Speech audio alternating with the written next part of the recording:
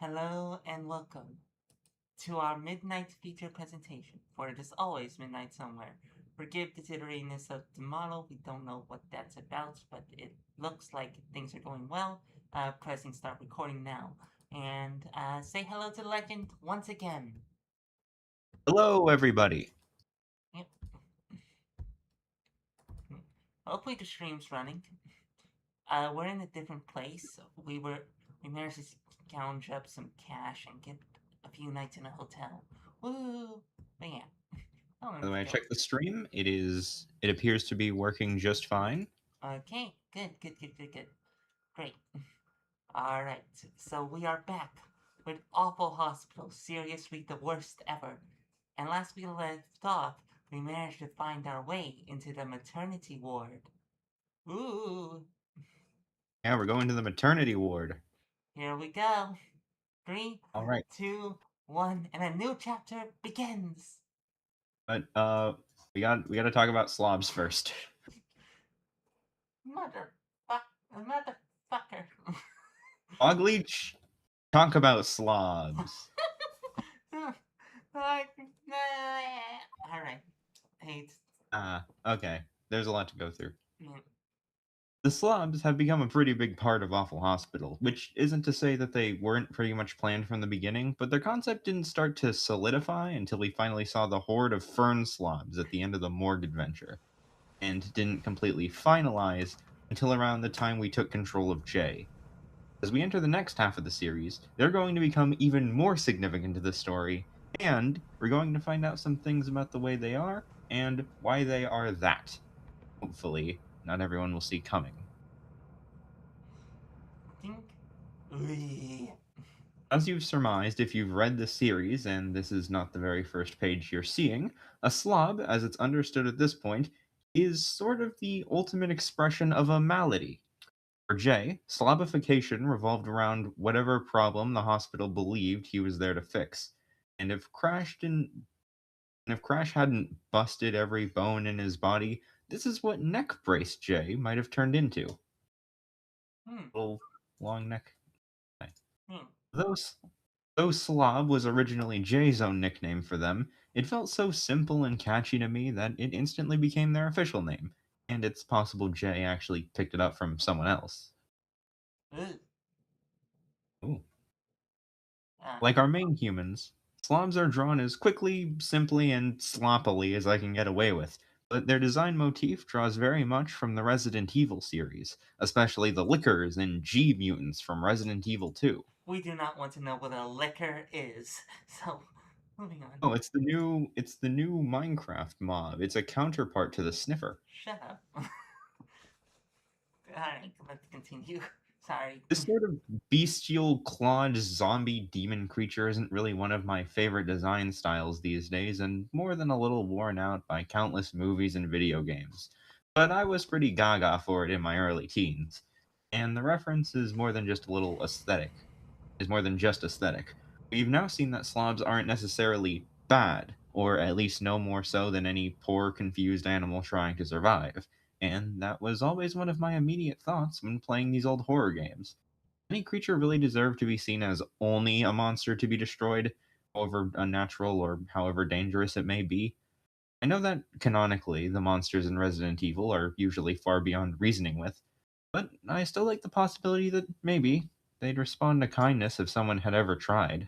we we like that way of thinking. Yeah. I also like to think that slobs aren't all limited to even the variety we've seen. Many slobs are a bit different when they derive from a parasite rather than an injury. I'm definitely certain they can derive from neurological and psychological disorders, like depression, which are really just as physical as any injury when we're really honest and stop pretending our minds aren't also made out of meat. I have no idea who this character is that I just drew for an example, and I kind of have more than enough characters planned, but you probably already want me to do something with them. We'll see. Making your own slob is pretty simple. Obviously, just pick out the worst or most interesting injury you've ever sustained, a chronic condition you're okay to joke about, or some other illness of personal significance, and make that the most prominent feature of a meaty thing with basically the claws of a mole, or maybe a sloth. The scariest claws come from the most adorable animals. What is this one story? I think it's SpongeBob? Oh, we just read the next one. You can even make slobs for other fictional characters, and they don't have to be reddish either. They tend to glow all one color, but the color is likely to differ with the zone of origin or even the specific strain they're sharing. Very nice. Oh. Intermission. Minor character spotlights. Ah. Yeah, this is definitely gonna feel like 100 pages. It's only 80 at least. We have a Yeah. viewer, by the way. Oh, we have a viewer. Yeah, one viewer. Oh, I'm the viewer. Damn it. Sorry to say. Alright. All right, intermission. Minor character spotlights. Stretching myself pretty thin during Halloween season, I have to admit that I've still barely done any work on Awful Hospital during this week. But I definitely needed the break in order to do anything, and it's still returning on October 31st no matter what. If I haven't gotten any extra work done by then, I'll just be doing all the artwork as I go along, last minute like, which is how I've almost always done the comic, so you're actually not really going to notice much of a difference. No, taking a break from updating and ostensibly getting a bunch of stuff done ahead of time was all entirely for me, to just make things a bit easier on myself. But if I were any good at making things easier on myself, I'd probably have had a real job and a complete education of some sort, and then I'd be too busy to have ever made this comic. So you should be thankful that I'm actually that terrible at managing my own time. You would not have this comic to read if I actually had it together. And I think that's probably kind of true of every single webcomic and web series out there. Yes, yes. Anyway, Ignore your responsibilities and live in a hole. yippee! Anyway, while you continue to wait, here are some personal thoughts and reasonings behind some of the fellow patients in the intake ward. Spleenard spleenus, depressed spleen. Spleenard was one of the first characters I ever came up with, almost as soon as I decided that your fellow patients would all be different body parts. The spleen is actually one of the least important organs in your body. Helpful, but not critically necessary to living a long life, and most of us only know the spleen as an organ constantly referred to in cartoons for its funny name. This made the spleen a prime candidate for an insufferable pessimist, and the kind of lonesome, bitter old man that likewise almost nobody would miss. But there may be more to our spleens than we really know, and maybe more to this spleen specifically. We'll just find out when we get there. A rule I gave myself early on was that no patient would have any appendages or facial features not normally connected to them, so I couldn't just slap buggy eyeballs on everything and make it a monster. Instead, Spleenard's eyes represent scarring from old injuries or infections, with the rest of the spleen looking lumpier, more deflated, and more ragged than a healthy one is supposed to. He's been through just about everything he could, and is still somehow keeping on going. Yeah, he looks like it. Look at this depressed sad sack. Ah, tell me about it. There, we pat you on the head with our computer mouse. Yes, yes. Keep making physical contact. Just what I needed. Alright, screw you then. The broken skull. I Vroom vroom. think that's the laugh I do for the broken skull. Think so. Oh, yeah. Also, you go vroom vroom. Vroom, vroom. This wound up my favorite of the patients. I think the snail formed from a busted head is probably the most visually striking design out of the patients, and could have even worked as an overall series mascot. I guess it's still not too late. This character probably makes more sense when you know he was originally a concept for a ghost, the ghost of a speed-obsessed motorcyclist who wouldn't wear a helmet and became an ironically snail-like phantom head injury. It Hmm. still worked just fine under awful hospital rules, but now you know why he speaks mostly in race car noises. Vroom, vroom, vroom, vroom. I destroyed the gooey eyes. We forget what voice we did for them. Or if I even. think it was like Boston. Uh, I destroyed it. I Ooh, destroyed it. Yeah. This actually wound up my least favorite design of the patients for whatever reason. Maybe because people found it confusing to read, or because it looks too much like something out of my Mortashine setting instead of something unique to Awful Hospital sensibilities. What I was going for was to have a creature formed out of pink eye slime, Ooh. weighed down by the eyeballs it feeds on, which might have actually been separate characters all along. Were you going to say something? No.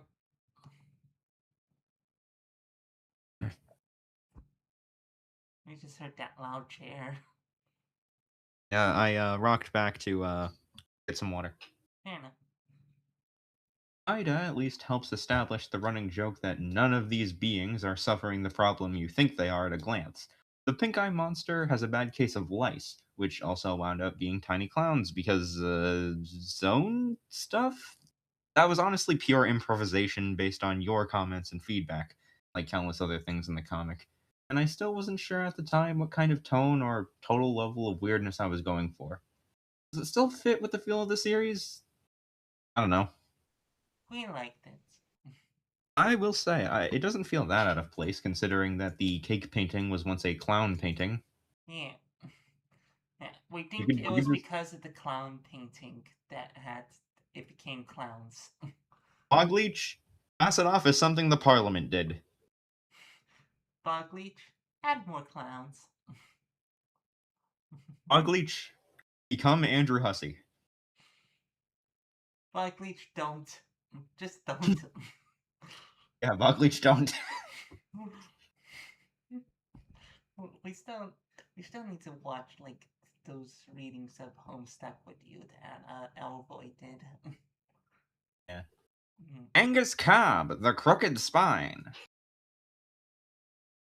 I knew I wanted one of the patients to function as an item shop from the start, and a crooked spinal column felt too obvious not to do. I actually intended to have a type of enemy monster that looked like this, with a stinger on the end of its spine, and Angus would have just been an injured one that started a business instead of running around killing things.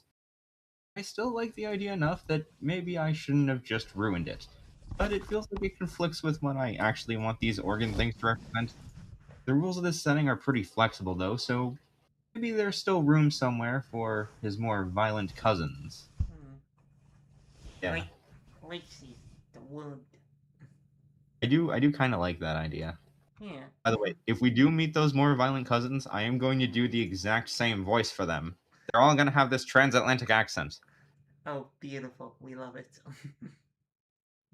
Lacey. Jarona. Jorona. Lacey, the wound. I think I was doing the voice for Lacey. Oh, never mind. Go ahead. Lacey, the wound. Hmm. The idea of a sentient wound began as another enemy monster concept. Wounds that would crawl around, slug like, and still function as holes through whatever surface they passed over. This was a little complicated, and enemy concepts were getting too crowded. So, a single wound being, or network of them, became one of the patients instead, even if a wound isn't really a body part. I mean, it's kind of like a lack thereof of body Yeah. parts. That cannot be his name. Lacey? No, this one's. Oh, Bloodstain, Bloodstain, the Bloodstain. No, it was more of a country accent.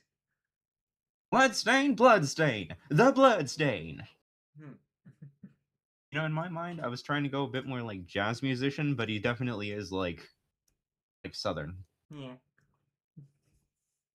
It's been a Bloodstain. while since we last did it. So we don't. Let's That not being blame said, each other. that being said, I think I did Bloodstain's voice in like the last one, or maybe the one before.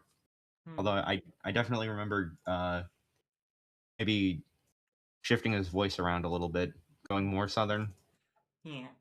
doing the voice I do for Yellow. Fair enough. Bloodstain wound up being the most liked patient as soon as Bloodstain spoke, which was, once again, all improv. I had plans in place for almost all the other patients, but Bloodstain came fairly close to being one of your first hostile encounters. Body parts were going to be friendly, while blood splatters, wounds, blisters, and other symptom beings were going to be dangerous. But the line was already blurred too much for that to really make sense. Cute guy. The tasties. Tasties. Cute guy. Tasties. Tasties. Is he the barf? Or is he the stomach? Is he both? This one was not only conceived as a more dangerous monster, but could still very easily head that way. And I didn't actively try to make this one all that cute or charming. You haven't even seen just how huge he gets. You may have got how huge he may have gotten since we gave him his pills. It was absolutely not. Second take. Alright. And I didn't actively try to make this one all that cute or charming. You haven't even seen just how huge he may have gotten since we gave him the pills he was absolutely not supposed to have. Or was he? One of our biggest ongoing themes is that what's good for someone isn't always simple and obvious. Yeah. Nobody knows. I've mentioned this before, but anything related to nasal discharges is my actual gross out button. It was so severe that when I was a child, that I wouldn't have even been able to draw this at the time without literally vomiting, dry heaving again every time I accidentally thought about it, Ew. and losing utterly all appetite for food until probably the next day, much to my parents' repeated horror. This That was all sucks. We Did said you say? that sucks. Ah. Hmm. This was all exacerbated by having absolutely chronic, relentless sinus problems myself, sometimes bedridden with sinus infection for nearly a monthly basis. Ooh. So, pretty much everything about this monster, and especially the contrast between his graphic detail and sad, sympathetic characterization, a really personal thing that I basically had to do once the setting was figured out. Originally conceived as an old man with a droopy like voice and personality, everyone just assumed he was a little child as soon as he showed up, and I just like that better. I was, after all, a little child, and this character would have ended me just to look at. He also slightly cheated the facial feature rule with his toothy mouth, but I wanted to make absolutely sure you could read the nostrils as eyes, especially if that helped the grossness at all. I guess it isn't really cheating when your mouth is so close to your sinuses anyway, but that's just another thing that constantly left me traumatized back in the day. I still don't like to think about that proximity too much. Fair enough. I resume streaming your OBS for me. Oh, sorry. Next. We already hit next. Intermission. Minor character spotlights. Part 2. Corpse World. Ah.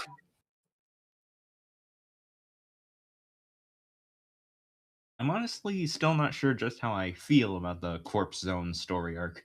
I never meant for it to last more than a couple of weeks. A quick little dungeon in your own body to show off how deep these zones and concepts can go, but it turned into pretty much an entire series of its own over the course of nearly a year, complete with its own visual style and more video gamey logic.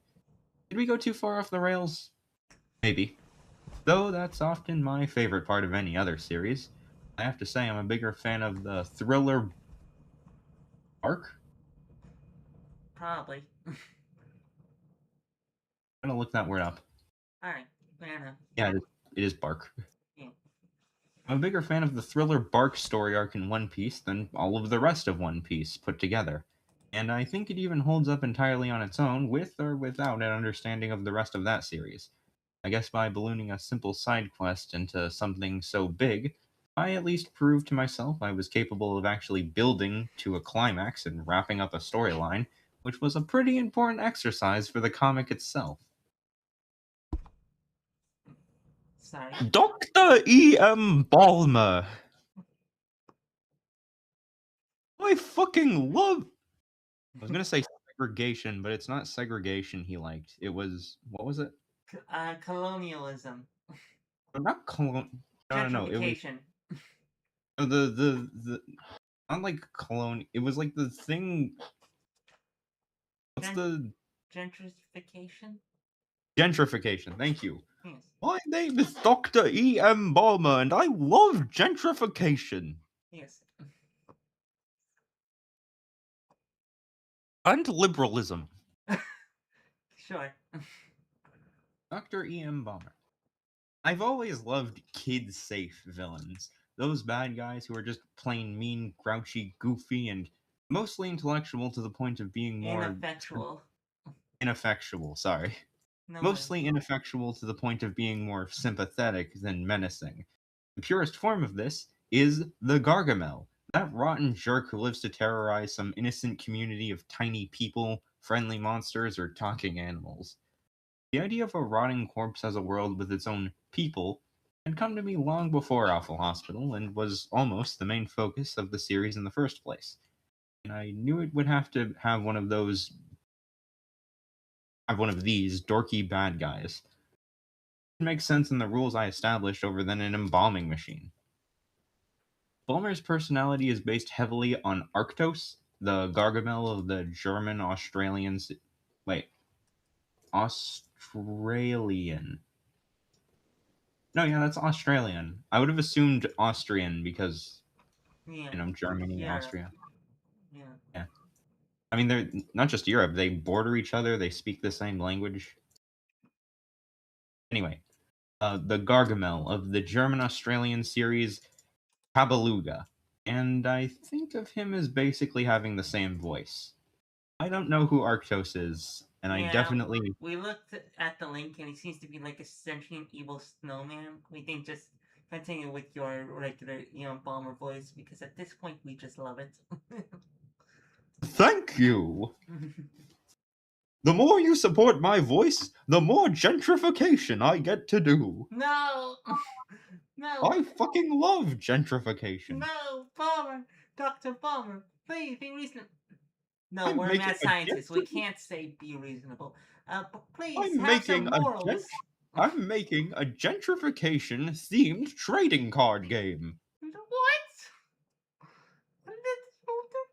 You win by gentrifying the other players. We hate this. We hate this. Anyways. Bomber isn't even as evil as Arctos, though. He's just trying to fulfill his job. And as you may have caught from some dialogue snippets, even the people he's constantly trying to murder don't really take any of it personally. I guess in much the same way that Bowser is still invited along for all that go-kart racing. It helps that, as also indicated by Bomber's speech patterns, he makes no distinction between what he loves and what he hates. The more he hates something, the more he loves it, and vice versa. He lives for his own misery, which we may just use for our advantage if or when we ever see him again. I'm also not really clear whether Bomber's true form is the machine body or the embalming fluid sloshing around inside of it. It's probably a little bit of both. Maya Celia. If you read if you've read and can at all follow my explanations for how this universe works, then you know that Mycelia is simultaneously a normal, unintelligent mold growing in the literal, familial version of Fern's dead corpse, and this dashing rogue wandering the dungeon world manifested by said corpse. There are also, however, other non-sapient fungi in Celia's version of reality. And maybe if you dug another zone deeper, you could go adventuring with the people versions of those too. It's complicated. I had Celia's character and most of her backstory pinned down almost immediately. So at one point, I considered a reveal that she was just really a kid and she was really LARPing all along. At one point, I considered the possibility that everyone in your corpse, including monster encounters, were all in on just one big RPG session Fern thought was real. I still find this idea funny, but it would have ruined the emotional impact of the backstory I really wanted to give these characters. Staff. It's hard. It's hard to do the voices with just one word. Like staff. Staff. I'm trying to do my staff voice, and it's very difficult to do that with just saying the name staff. Yeah, sometimes I like have to say something to go And to get myself like really hooked up into a Jay voice, I say one of his lines from the first story I read. My moderate germophobia.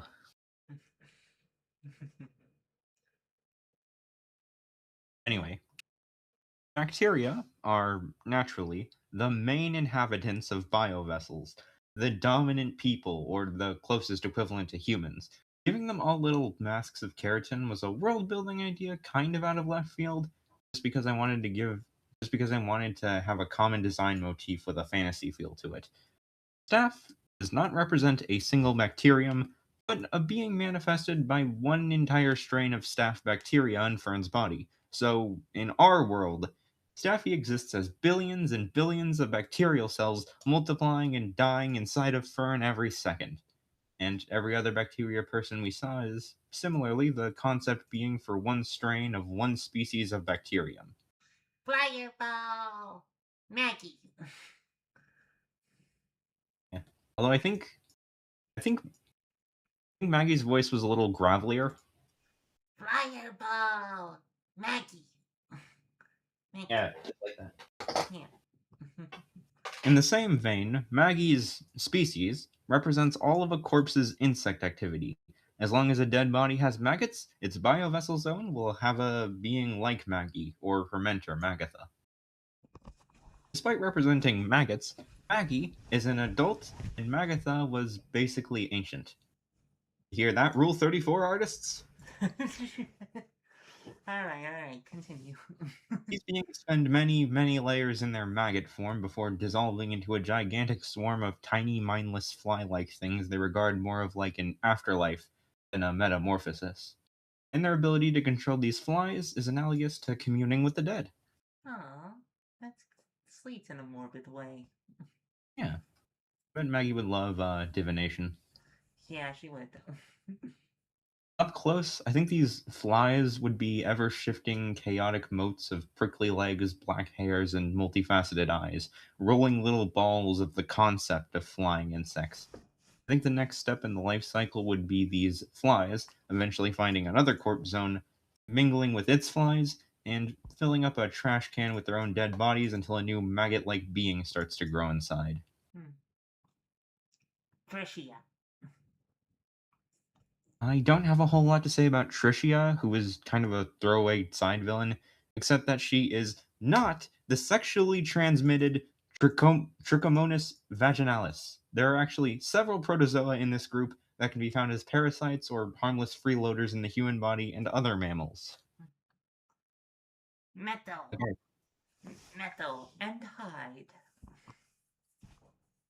I do one of their voices? We don't think think we think we did both of them. Yeah, one of them was Boston, one of them was British, and you did both.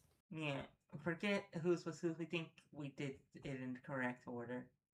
I mean, I assume Methyl. Like Hyde Yeah. was like the British one is wearing the bowler hat, obviously, and I think that was Hyde. Yeah, fair enough. It makes more sense to like line them up that way. Yeah. Anyway, Bomber's two sidekicks are conceptual beings representing the methanol and formaldehyde in Balmer's fluids.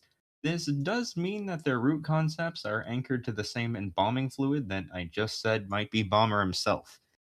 This is perfectly normal for the zones where you, too, could totally hang out with manifestations of your own molecular components, assuming you actually knew them personally and got along with them well enough.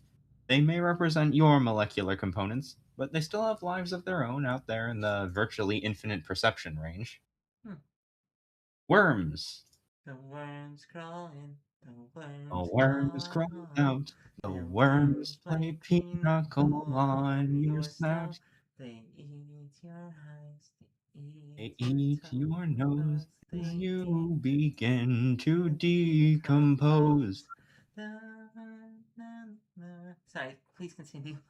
Yeah, by the way, I'd like to mention that worm in the top right there, the little lemon worm. Huh? I think that's a Homestuck reference. Oh. There's a little lemon with a face that kind of looks like that. It's a bit generic, but like the beady dot eyes and open mouth, they sort of remind me of it. Alright, good to know.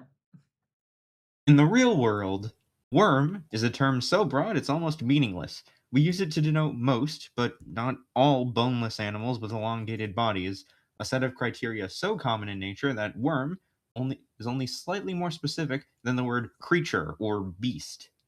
I have a solid idea by now of what I want worm to mean in this setting, but I might save it for its own short story or some cooler in universe reading material. Suffice to say that they are their own distinct phenomenon associated with conceptual manifestation, and everything that exists in any form has its own worms in addition to any other associated conceptoids or zones. Speaking of zones, the biovessel zone. Yeah, good job reading that in Fern's voice. Fair enough. While not a character, it's possible that a lot of people skimmed, forgot, or didn't totally understand the in universe explanations for this setting, though I think most people more or less surmised how it works on their own. If you do need an explanation, it's just that everything alive or in any way sentient has a zone connected with its body, loosely based on its anatomy. Zone stuff, as we established, works in such a way that you can totally visit this world and explore different environments based on your organs and tissue, just as Fern got a little taste of. You can go further than that, of course. Not only could you visit the carnivorous maze that represents your own brain, but so could the being representing your own brain. Maybe the two of you could work together to track down and destroy the hideous, disgusting clot of blockage representing your debilitating chronic procrastination problem, though that in itself might come in sentient being form or yet another layer. Though that in and of itself might come in sentient being form on yet another layer, and he might decide to show up and make the whole endeavor really awkward, because maybe he's actually nice and doesn't mean it, you don't know. There are basically an infinite number of stories I could squeeze out of this. Makes sense, because exploring the magical land of your own rotting carcass was almost its own series idea. Then an idea for a morbid children's book, Goosebumps age range, with a protagonist who ultimately has to solve their own murder. I might still do this. We like that idea, actually. Oh yeah, the girl into murder mysteries likes the murder mystery. Shut up. Want to plug your murder mystery story idea, your future one?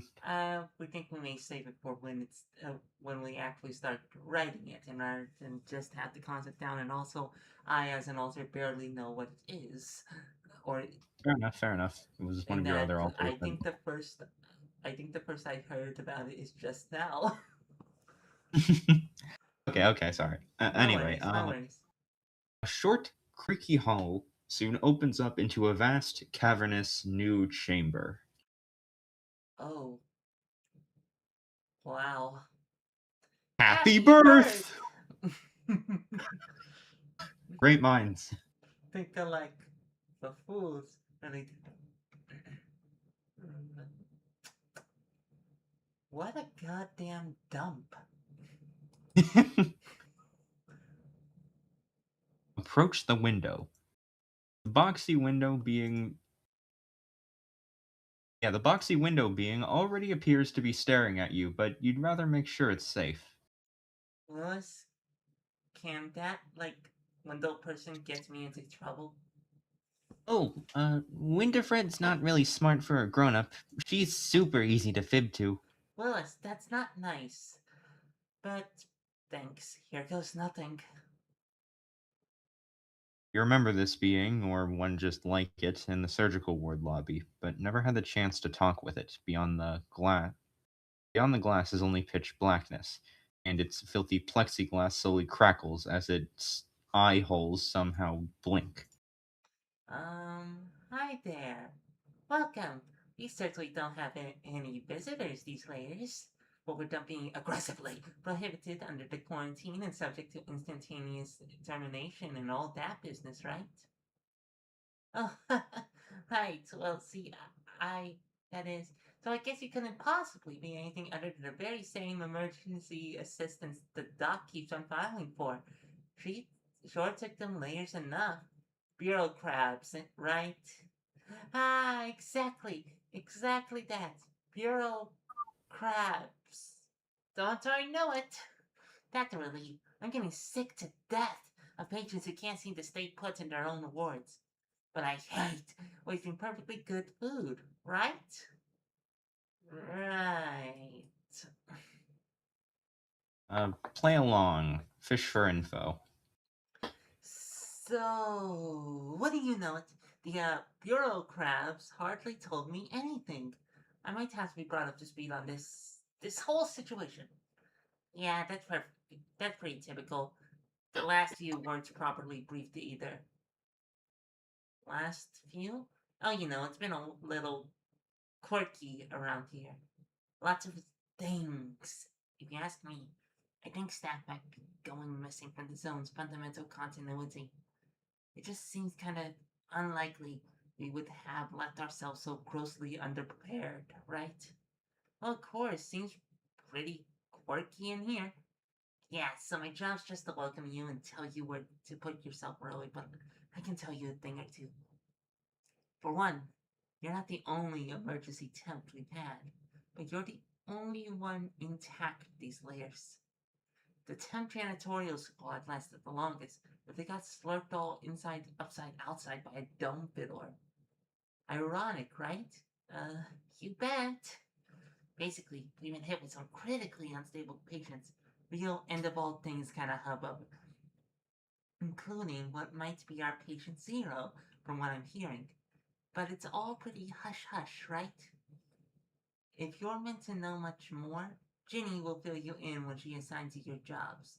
Alright, sure. Can you tell me anything about Ginny I should know? What about the rest of the staff? Does, that Dr. Phage come around a lot? Ugh, does he?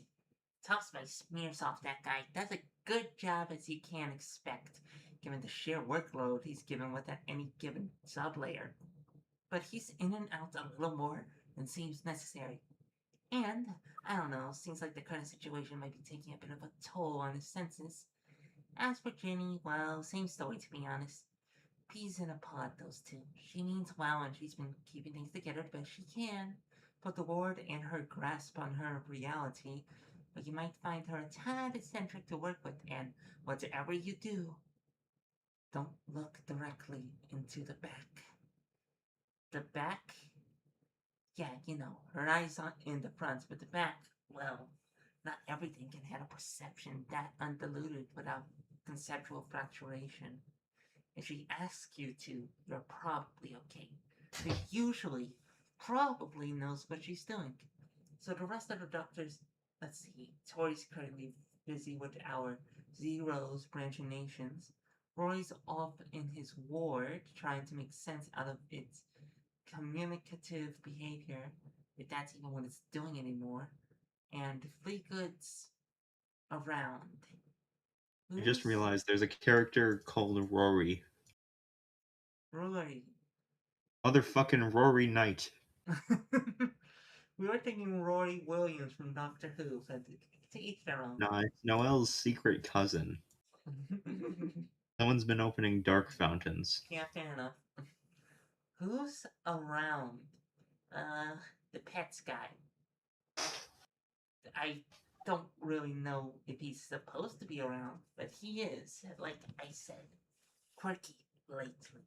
I'd just stay out of his way, let him do his thing. Ginny can handle him if he gets weird on you. Oh, okay. So, where do I put myself exactly? Oh, right, my actual job. Right next door. Your left, my right. You should find everything you need in the temp audit office, and you can buzz Ginny that you've arrived whenever you're ready. I see. Thank you, Winifred. You wonder why the being hasn't acknowledged the slob accompanying you in any way. But it's probably best not to call attention to it. You notice Willis is sort of hiding himself, and it's probably best not to call attention to that either until you're in private. Makes sense. Enter your office. You thank Winifred again and creak open the nasty, corrugated metal door to the little shack. You thought the outside was crummy. That's part. Yeesh. Cool! Arf! It's bliff. Bliff. Arf! Blurf. Arf! Blurf. B-L-E-R-F. Blurf. Straight up blarfing it. Sure. Anyway, examine room. You know, the fact that it's just kind of bigger on the inside than the outside is actually somehow sadder than if it were the same logical size. I wonder if anything in here could even possibly be of any use. Doctor Who, if it was shit. Doctor what? No. It would be like. Doctor It would be. Doctor whom? It would be. It would be something like. Nurse, how come? Nurse, how come? Nurse how come? Nurse whom? Alright. Continue. Anyway, the monitor on the desk does not turn on. It only makes a soft, slight fizzle and the tiniest little pop when you press the switch on the side. The metal drawer once again contains the same junk you left in the one back at the exam ward. The larger bottom drawers are empty, but spacious. You can't even find the back wall and could probably fit a person in here. The ceiling is extremely high. The dangling light bulb's cord keeps extending into darkness. The interior of the bucket appears damp and sticky. It smells like rotten meat. Warm, moist, sickly sweet air wafts through the blue tunnel. You feel a throbbing vibration when you touch its plastic surface. The cardboard inbox on the desk is filled with about an inch of dust, and one very small object. Found. A staff pin. A cheap plastic pin labeled in what seems to be Sharpie pen. Holding it in your hand, tingles. Willis, do you have any idea what will happen if I put this on? Dunno. I'm not supposed to play in here. I mean, I play in here lots, but I don't know how nothing works because I have to hide a lot. I'm not really allowed in here. You really shouldn't break so many rules, Willis. But my favorite grown-up does. Willis makes an obvious show of looking directly at you. Only when I have to, Willis. Not for fun. We can talk about it later. I love when Fern goes into mom mode. Yeah, it's fun. It's fun to voice actor doing that too. Try on the badge? The tingling of the temp staff pin is very reminiscent of holding Tori's identification card, but weaker. A little different. Not nearly as alarming. Is it safer?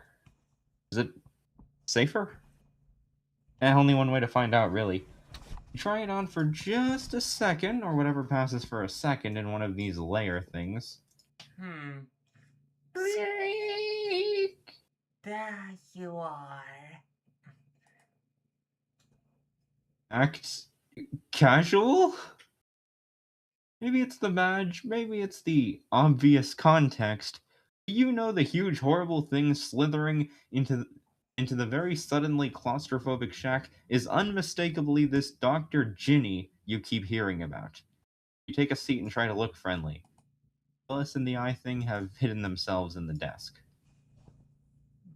You're not sure if it's what you're not sure if what you're looking at is closer a speculum or is closer a speculum or closer to those.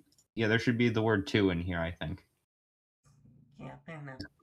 Is closer to a speculum or closer to those horrible huge forceps that they use when a baby gets stuck? Bogleach, fix this typo. Bogleach, fix this.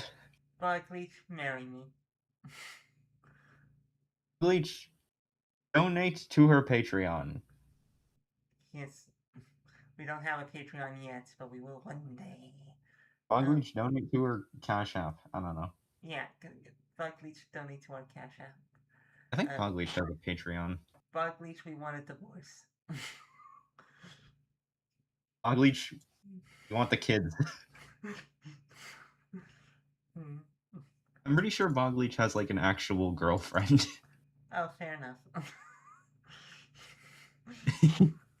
Anyway, glad about that divorce then.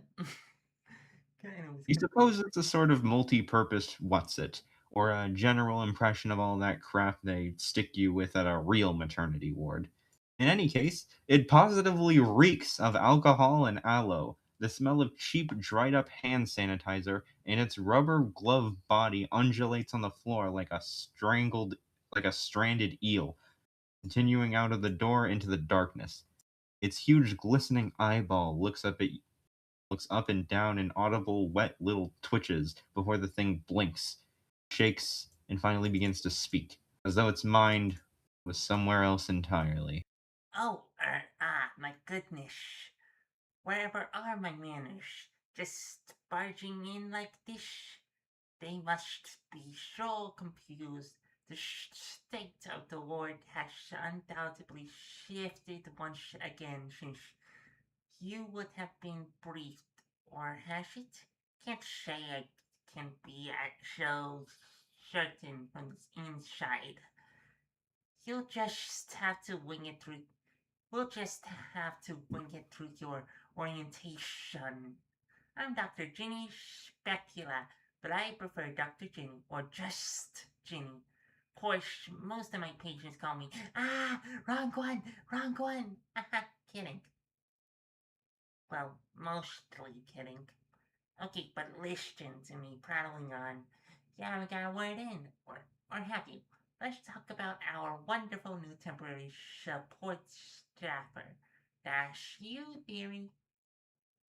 It's hard not to think of some huge, disturbing bird as you stare into the yawning beak.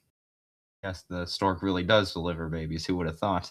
Her voice, however, reminds you more of Daffy Duck if he were somewhat squeakier and shouting into an empty trash can. Every time her jaw closes, it's with an uncomfortably loud and jarring clank. Every time it opens, with a metallic squeal that buzzes through the air and drifts into your very bones. He spits even more than Lacey. By far, not the most annoying boss you've had.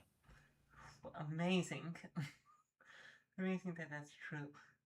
Did we did we accidentally get across Daffy Duck? We did kill her like he just high pitched high pitched receptionist, but with a lisp.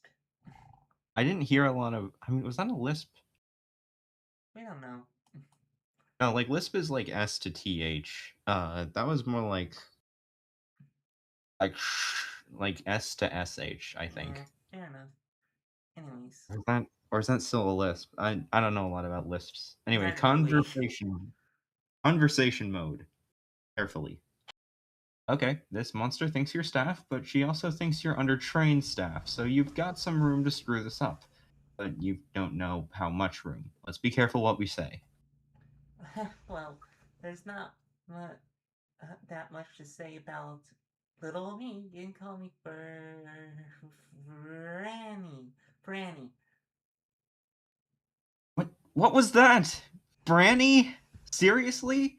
You don't even know if names are an issue here, but if they are, you could have done so much better. Well, hello there, Franny. So, you're likely trained in at least the basics of zonal medicine, but with the present instability of our general reality, it will be entirely safer if we assume your basic knowledge is effectively zero. Does that make sense? For all we know, even the simpleness of tasks here in Asks. our ward, we're trying to add in the lisp. Asks. Task here in our ward may have already drifted significantly from your experience. Whew, that's a little that is thanks. I'll be sure to double check everything I can with you. In fact, I already have an awful lot of questions. Excellent. Please don't hold back. You have my professional promise that no possible question is too foolish, too personal, or in any way suspicious. Aw, Hmm. Okay, I like so Ginny. yeah, Jenny's nice. Okay, so when the Fred said something about other staff disappearing on you guys, yes, unfortunately, the ward has become exceptionally hazardous these layers. But as long as you don't wander too far without supervision, you should be relatively safe. We're adding the list words that wouldn't even make sense. Just be sure to remain here in your office as many layers as you can. If I'm not present, I'll try. What exactly do you need me to do here? This and that. I'll be supplying a list of directions as they come. Will primarily require some help handling out less critical cash. Cases. What's critical cashes, general maintenance, and some miscellaneous errands. Alright, well, I've also heard this and that about some sort of big case. Something you're calling Patient Zero? Yes, not the most pleasant conversation topic, but I suppose you deserve to know the basics. We've got a little one off the gray zone who's actionating exponentially beyond conventional interzonal connectivity. I'm sure you can imagine the ramifications. Um, refresh my memory? Well, I appreciate your thoroughness. I can see your multi-organ system yourself, so I'm sure you understand there's a particular order to let your organs interact with one another. Your digestive system is is not rigged to deliver gastric juices to your lungs. After all, such is the risk of aberrant connection between zones. Every branch we perceptoids form in our travels is a permanent migratory conduit for concepts, like boring a hole through a physical barrier. The patient is boring holes where they do not belong. Zones that were previously never adjacent are leaking into one another where the poor thing's branches have breached interzonal bit membranes. I see. That's consistent with what I've learned so far, actually. Ah, good. Very good. But don't you worry yourself about that one. Only us top-level doctors should need to bear the burden of direct access to zero, and each biovessel is safely locked in our war's problem vault. Oh, that's good. Great. Just between us, medical professionals, how bad is it? The patient, I mean. Is shit getting stuffy in here? Just between you and me, we can't know. We have either never encountered a case like this one before, or we are already obliviously inhabiting the aftermath of one. That's neat. Oh, isn't it though? Not just neat. It's neato beans. My colleagues are so gloom and doom about all of this, but I can't help finding the whole thing just marvelously interesting as an academic. Yeah, real exciting stuff. I can see the two of us should get along just splendidly. We really ought to get you started now. Any other major concerns? Oh, yes, actually. Wonder Dread also said something about someone else running around. Fleetgood? She said he might be weird. Fleetgood? Weird?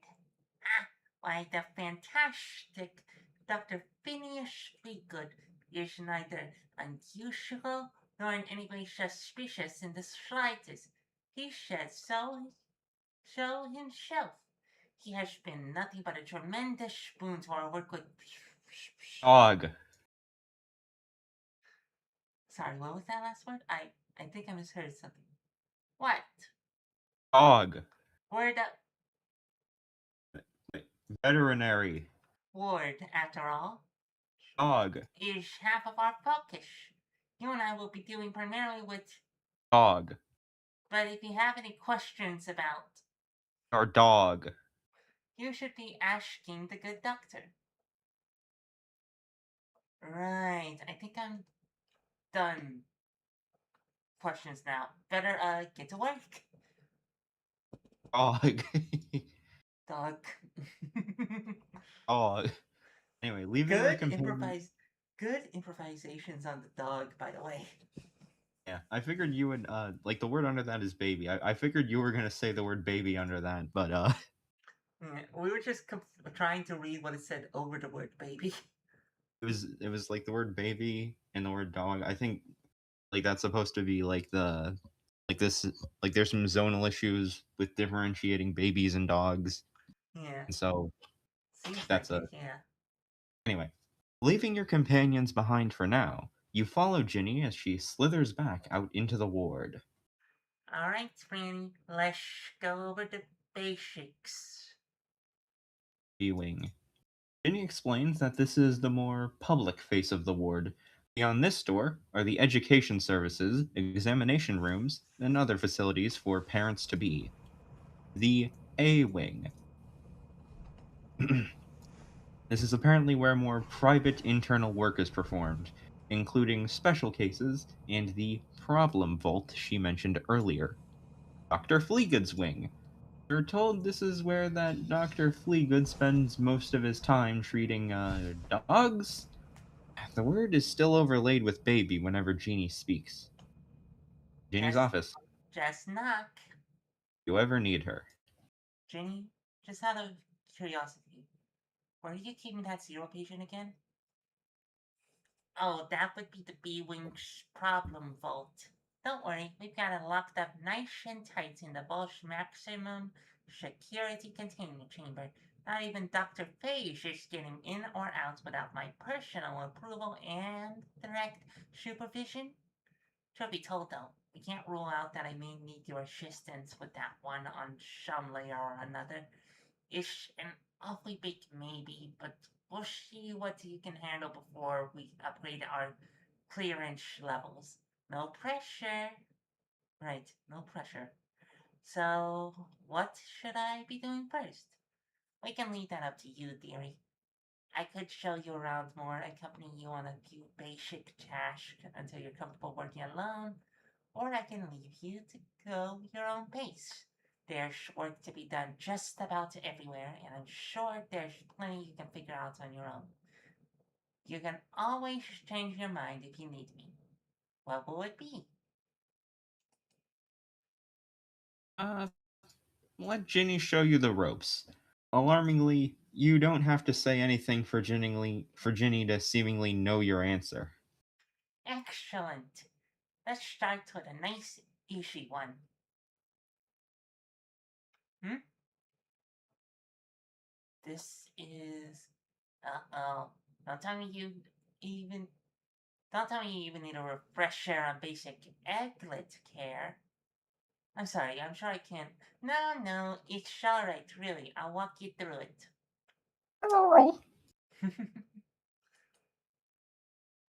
Go on, push the middle. Oh, it's a Tamagotchi. You gently and nervously press the cracked center of the little egg thing in your hands, and with an unpleasantly wet little crunch, its surface wraps and configures into something kind of familiar. You blink a few times as a childhood obsession rushes back to you. You're pretty sure you know precisely what you're looking at. It even makes the same sounds. And also, there's lightning outside of my house. Oh, hope you're staying It's fine. safe. We've had lightning before. Now, this is a very low risk one I was going to take care of over lunch, so don't worry if you make a mistake or you too. I trust you should have some level of familiarity with something at least similar. Actually, yes, Jenny, I am familiar with something like this. At least the way I'm seeing it. I mean, I know we all might perceive stuff differently, right? I think I know how this works, but you should definitely make sure we're on the same page here, just to be safe. It's safe. Picking up her speech patterns, are you, Fern? Shut up. Shut up, narrator. Absolutely, I'm so relieved to hear our technology isn't too foreign to your perceptual canon. Otherwise, I'd have to suspect it was another retroactive distortion brought about by our, predicament. Ahem. So, as you surely know, a Dog. is defined by its immature conceptual core, even more fragile than that of gray shown speech. Perceptual shifts from zone to zone can be quite hazardous to. Dog. So, whenever possible, we treat our little patients remotely via ECLIT. So, what I'm holding here is representative of a Dog. shape and sound in its native zone. The ECLIT established a controlled synthetic manifestation branch between the two, allowing us to monitor and treat the fragile little one by treating the ECLIT itself. It's a system so simple, we've been able to outsource care to the gray zone during epidemics of exceptional scale. Oh. Oh. So, remind me again what happens if Egglet, dies? That childhood obsession. All 20 or 30 of them would still be gathering dust in Granddad's attic, long out of battery power. No worries, of course. Should anything go awry on our end, the connection is severed before it translates back to the real. Dog. Then Egglet will reboot if possible and re-establish the link until we get it right. Following either Successful, I think? yes, it is successful. Successful success Successful. successful treatment or repeated failure, Egglet will permanently close connectivity to any real patient. Foolproof, really. Except, well, do I? You said yourself we couldn't be sure what we know. Well, that is the problematic cases. It's really not necessary to get into right now, obviously. Actually, Jenny, that kind of sounds like it might be fairly important to get into right now. These are people's babies you're messing around with, after all. Right, yes, you're quite a serious professional, and I appreciate that, really. I'm sure you know how rare it is for Dog. to react abnormally to hospitals' exposure, especially through our synthetic connections. That's what the system is there for, after all. And successful treatments far outweigh the risk, obviously. But you should know that from your training and all.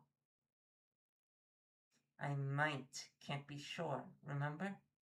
Well, we still don't know exactly what triggers such an abnormal developmental surge in a small, very, very small percentage of our patients. We believe it may be an as yet unidentified conceptual pathogen or parasitic pseudospore, not unlike a reverberator, but it's all just hypothesis. All we can generally do is secure and contain problems until we can successfully reverse their conditions. But you can reverse it. Of course, in theory, we're working on it. And their parents? Well, every case is special, Every problem develops in its own unique way. Some can be safely shrouded, some merely need to be quarantined from their native zone, some are even virtually harmless, but we have to be on the safe side, so they all need to be evaluated for containment. And so do any closely related, and of course, they may have contaminated. So you lock them up or throw them into limbo or whatever it takes to just keep them under control. And you still haven't cured any of them. Basically, yes. Good to know our realities coincide. However, unpleasant it may be to dwell on some subjects. Jenny, do you know anything about something that might call itself the Parliament or Old Flesh or anything like that? Do I, huh? What? I don't know those noises. I, I don't know things. Wait, her speech impediment is gone. Yeah, exactly. Ginny's voice sounds very different. Smaller, younger, and very, very alarmed. By the way, can you hear the rain? Only when you speak, we think, and only Okay. slightly. It's very faint. I'm sorry, it's nothing. Never mind. What? What was nothing? We should really get on with your little walkie-through, shouldn't we? Yes, definitely. We should be getting a signal back from the real Dog. fish fairy layer. Ginny goes over the basic functions of the egglet with you, and it's all exactly how you remember these things. Soon, it chimes loudly, and the little being in the display membrane, as Ginny calls it, begins to act differently. With pleading eyes, the thing gapes its mouth wide and emits a repetitive beeping. Wash, feed, rest, play, meds, gold. It's all up to you. Feed. You feed the little thing, and it appears happy for a moment, but grows steadily agitated, jittering wildly, and emitting an unpleasant keening. Oh dear, a tantrum after dinner. You should know what to do. Scold. I'm wagging my finger in real life. So early. It's not a pleasant feeling, using the egg's beady, wet eyeballs as buttons. The left cycles through commands and the right selects them. It all comes to you instinctively. Selecting Scold immediately calms the thing down, but now it looks fairly miserable, and the meter at the bottom has lowered back down a notch. Play!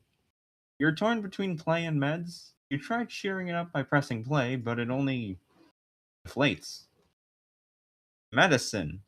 You administer the virtual medicine, and the thing perks up, but shakily. Aw. Rest.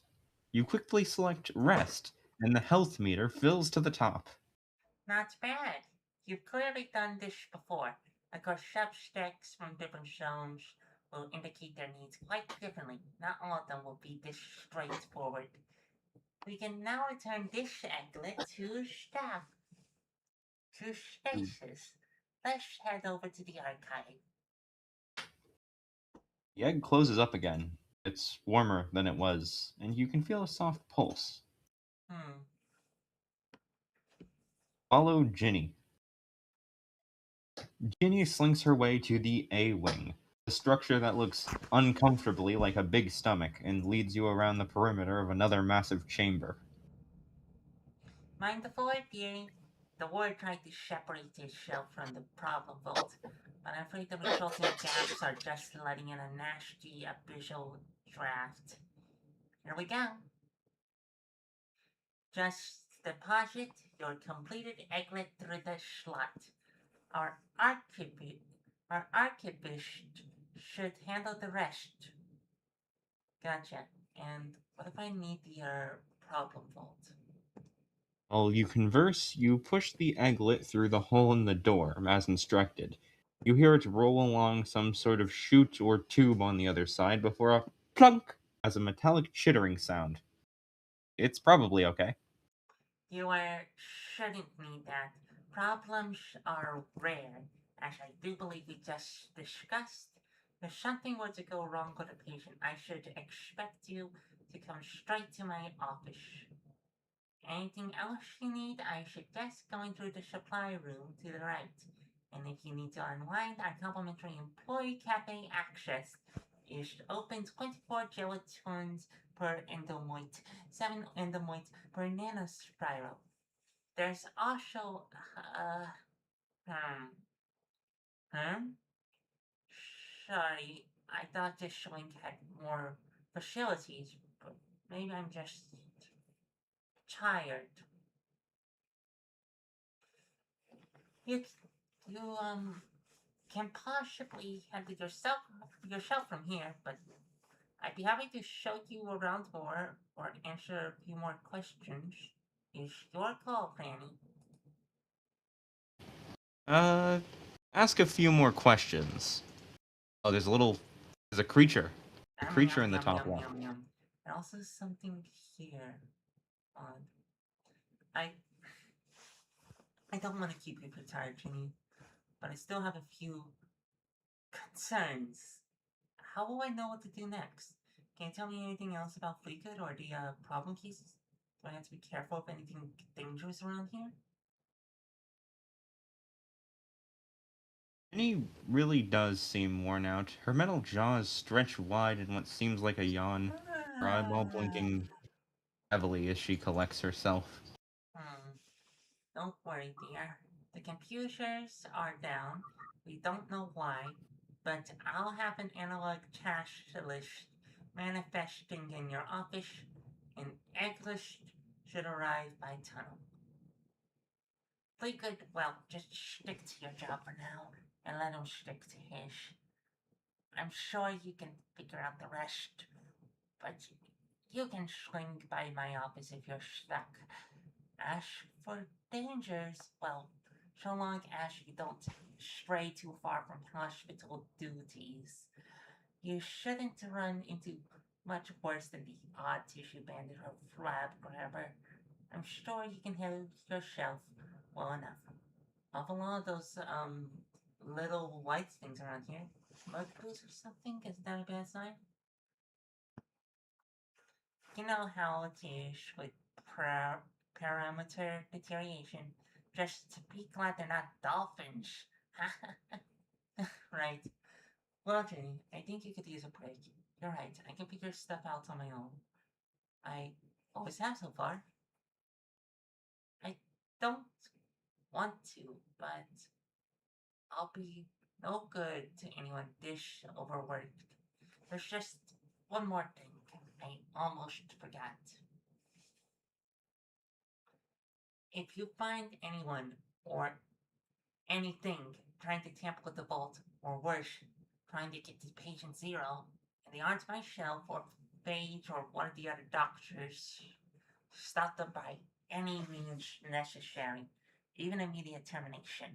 We cannot risk any greater breach than we've already suffered. Right, of course. Thank you, Franny. I already feel like I can really trust you. I fucking love the trope of oh yeah, by the way, you know the person that you know I you know the I'm gonna that person. kill whoever made the dark fountains. Whoever's making dark fountains, I'm going to kill them Yeah, horribly that kind of with thing. Like rocks and sticks. whoever this spy is, we need to find them and kill them. And I trust you, sir. You are our most trusted employee. You can hunt down that spy. Yeah. Anyway, go back for Willis and the slob. Oh, Bidding Ginny farewell, you decide it's best to go straight back to your office and retrieve the kids. You really don't know how well you can trust the two of them for long. And they're gone! Of course they are. There's some fresh goo in the bucket, but no egglet or anything else. They wouldn't have gone in the tube thing, would they? A piece of paper lies in the little tray on the desk. The list of tasks Ginny said she'd be sending. Could that be it? Did Willis get to it first? And get it in his head-like area to help you out? we're going to read this without the list, but the same voice. Your Okay. duties, in any order you see fit. Check reception canister for egglets regularly. Neutralize minor hazard loose in B ward. Investigate commuter issues in our sector. Reassure visitors to B ward that everything is under control to the best of our abilities and any XK level hyperbole. Dr. Gia. Oh, and any XK level threat is strictly hyperbole. Dr. GS. Alright, calm down. Take it step by step. We'll have survived without you and can quite likely still do so. No need to panic just yet. If you can look for him while you do your other jobs? When you call into the blackness of the metal cabinet, you only get an echo. At least, you hope it's an echo, because it sounds just slightly less like your own voice than an echo ought to. Mm. No answer from the plastic pipe either, though when you concentrate, you hear a lot of distant gurgling and rattling. You're not about to risk diving in yourself. It's barely wider than you are, and it goes straight down. You're not. They're not hiding in the recycling bin either, but that reminds you to deposit the leeches already. Item recycled. Bag of leeches. The salesman, at least, implied these might be part of a staff member. You wonder what happened to the other two you've supposedly recovered. The scissors in the bottle of uh the bottle one. Hmm. Consult the polyp. Remembered I exist again, eh? Rethinking life with a few stowaways? Ugh, no. Listen to Thingy Argon, and you're the only one left who can talk. I'm kidding. Wouldn't board a sinking ship anyway. What's that supposed to mean? Relax, I'm double kidding. The kitty ain't got anything I can track, but those sloppo things leave a juicy reek. Yeah. They were definitely in here, but so was something else. Came from deeper in. They must have really spooked the slog, what's it, from the smell of things. Can you, follow them? Yeah, easy, but this other stink. Yikes, no mistaking it. What? It's worm. Not a little worm either, like you find in between meals. A pretty big one. Like you'll find only in, well, a rotting zone. Their favorite. Though it was funkier than usual around here. Something else too. Can't place it, but don't like it. I'll take you to the kiddo and the ghoul, but I think I'm gonna sit out whatever happens next. Really? You didn't set out for anything else that wants to kill us? Yeah, I sure didn't. Follow the polyp. The terrible little thing leads you on a meandering route before stopping at the B ward door and refusing to go further. You could have guessed to look there on your own. Are we here? The OBS is still loading on my end. Oh, Actually, how's the stream? Okay, we are here on the stream. Okay, the stream's fine. okay, good. Where's the recording just in case? Oops. Got it. Okay, we'll just continue. Fern, it took an egg! Oh, yuck! You're far better at that than we would be. I mean, did you want to try? Yuck! Yuck! I do like that. Do you want to take the worm? No, we're doing enough voice acting this stream. Okay then. Oh, yuck! Yeah, besides, you have a better voice for it. Anyway. Well, it is practically Goofy, like Yeah, fair the enough. dog Goofy. Anyway, reason with it? Hey, Worm, please give that back. Yuck!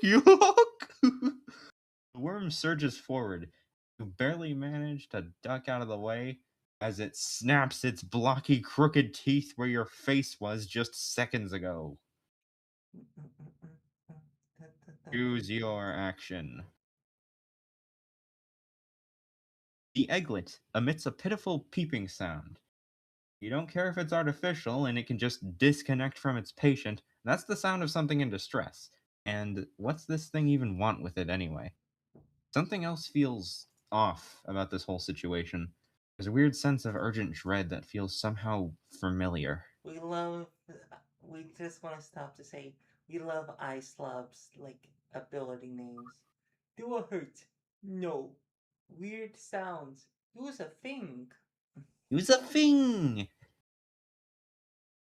Anyway, round 1. Willis, shield the egg. Everyone else, target the bump. Turn used slash. +1 strike roll. Hit. 2 damage. The worm's constant chortling cracks and squeaks as the blue boil on its head is struck. On its back is struck, sorry. Willis used shield. A basket of arteries seem to manifest from nowhere around the little egg. The worm, however, maintains its grip on it. The egg chirps loudly. Slob used slash. Strike roll, 16, hit, 3 damage. Goofworm loses 5 health. Goofworm used Mega Molar versus Slob. Target's HP halved. Round it up. Round 2. Continue targeting the bump. Fern used slash, yada yada, 4 damage. Willis used drink. Willis steals 1/4 of the target's total health. Round it up. Slob used slash. Strike roll 10. Miss. Goofworm loses 9 health. Goofworm used Worm Whip versus Slob. Strike roll 14. Hit. Damage rolls 14 damage. Slob loses 4 health. Slob wobbles on its arms, its giant eyeball bobbing in a daze. A dark purple fluid is beginning to leak from the worm's boil. Chuckling seems weaker, more forced, as though its hearts really aren't into it. Round 3. Now try reasoning with it and heal Slob. Please, just give the egg back. We don't have we don't have to keep fighting. Oh, sorry. I interrupted too early. No worries. Anyway, yuck! Yuck! The worm appears to calm down and smile. Let's use transfuse. 9 health transferred to Slob. Yuck! Goofworm swallows the egglet and lunges for Willis, madly shattering its jaws. Slob used slash. You intended for it to hold back, but the slob hurls itself between the worm and Willis. Strike roll 20. Hit. 5 damage. Goofworm loses 5 health. Goofworm used Mega Molar versus it up. The worm's boil is gushing purple blood, and its entire body is shuddering violently. It looks as if it's going to puke, but already appears to be rearing back for its next strike. The worm appears to gear up for another attack, but abruptly stops itself, wavering in a curious daze. Apparently, it needs a moment? Uh-oh.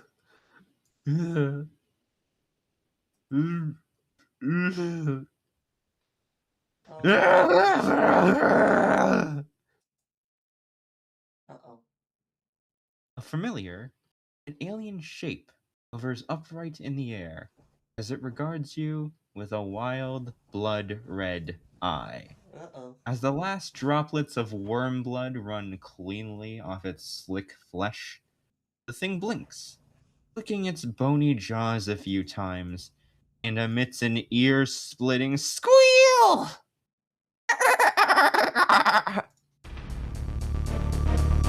Level 16 dolphin attacks. Are you, gonna play the music?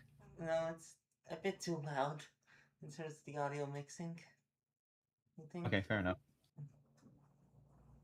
Anyway, Actually, we might anyways, because we realize we can adjust the volume. yeah.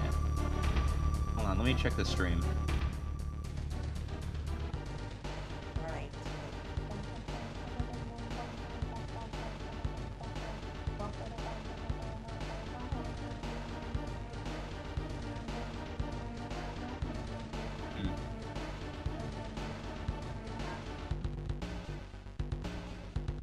Alright, I think that should be, like, good. Sorry if that took a second.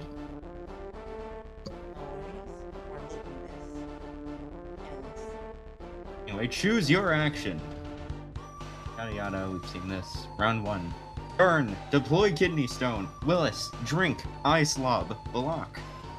Burn unleash the baby Kidney Stone. 1 malady damage to opponent each turn. Willis use Drink. 1/4 opponent's current HP stolen, rounded up. Slob used. No! All damage to Ice Slob reduced to 1 this turn. Dolphin loses 10 health. Dolphin uses Acid Spout. The dolphin titters happily as its entire body pulses with a wet, crunchy sound, veins bulging up its length before its blowhole erupts into a geyser of vivid, steaming yellow mucus. Area attack. Defense is 50% ignored. Strike roll, 8 damage. Burn loses 8 health. Willis loses 8 health. Ice Slob loses 4 health. Round 2. Burn. Use the sleepy beverage. Burn use the sleepy beverage. Strike roll. 18. Hit. You successfully hurl the cold congealed coffee stuff into the dolphin's horrible face hole. The creature shakes its head a few times and floats to the floor like a feather and begins to emit exaggerated snoring sounds. Ew. Ew. Ew. Doesn't move. But you're now reminded of a seemingly useless trivia factoid you probably last heard when you were just a kid. Dolphins sleep with one eye open. Now what? Good question. Initiate a tactical retreat. You back away from the sleeping yet staring dolphin. You could swear that single eye almost looks as smug. Look, you could swear that single eye almost looks smug as you leave the B ward. Well, that was terrible. I think we need a better strategy. Willis, can you do that thing that patches us up, whatever that is? I've done a lot of hearts, but I still got my snacks. Willis used the Flublub. Yay. Can you hear the rain right now? Yeah. Yeah, it's coming down pretty hard. Mm. Anyway, you can't exactly tell what Willis does with this, but your perception flashes briefly to an impression of something sticky and a little sweet, folding inside out into something crunchy and acidic before collapsing into a scream into nothingness. Party health restored. Thanks, I think. Shouldn't we have used that while we were fighting? He was too scared. I see. Next.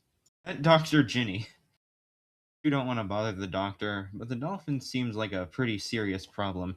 You tell Willis and the thingy to wait outside and stay hidden while you tap at the door. And she doesn't answer, you gingerly creak it open.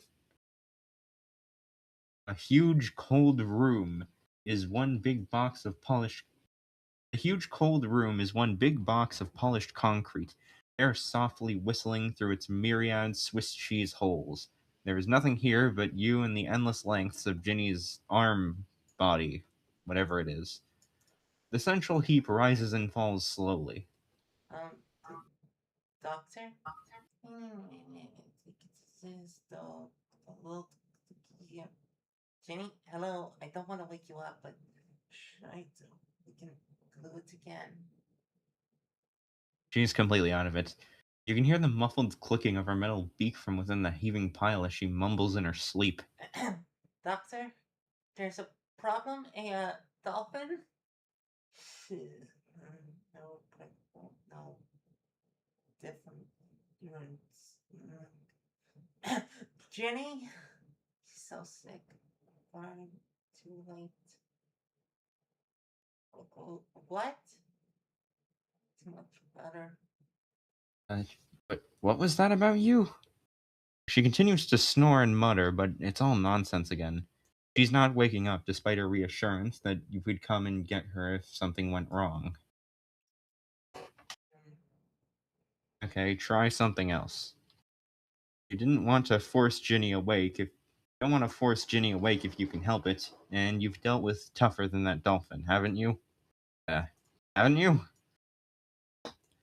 You remember the A-Wing having both a cafe and a supply closet. Maybe you can check those out for ideas before consulting that flea guy the little voices keep suggesting. Weren't you told to watch out for him? You've seen a lot of them scampering around, but one of those magboils confronts you as directly as you enter the huge chamber. A vivid red will come for the trick. Expresses like a real one. Do a caution? Sorry? Fern, nobody talks to those dummies. They don't know anything. They keep talking to me, Willis. And they keep showing up before something nasty happens too. Like a real one, real one. It can friend, but realistic vivid glue will come out as maggots. It can know. It's more frantic than the last one even. Why is everyone so sure they're useless? They're just gross. They don't even have a real core. Aren't there a few things without cores around?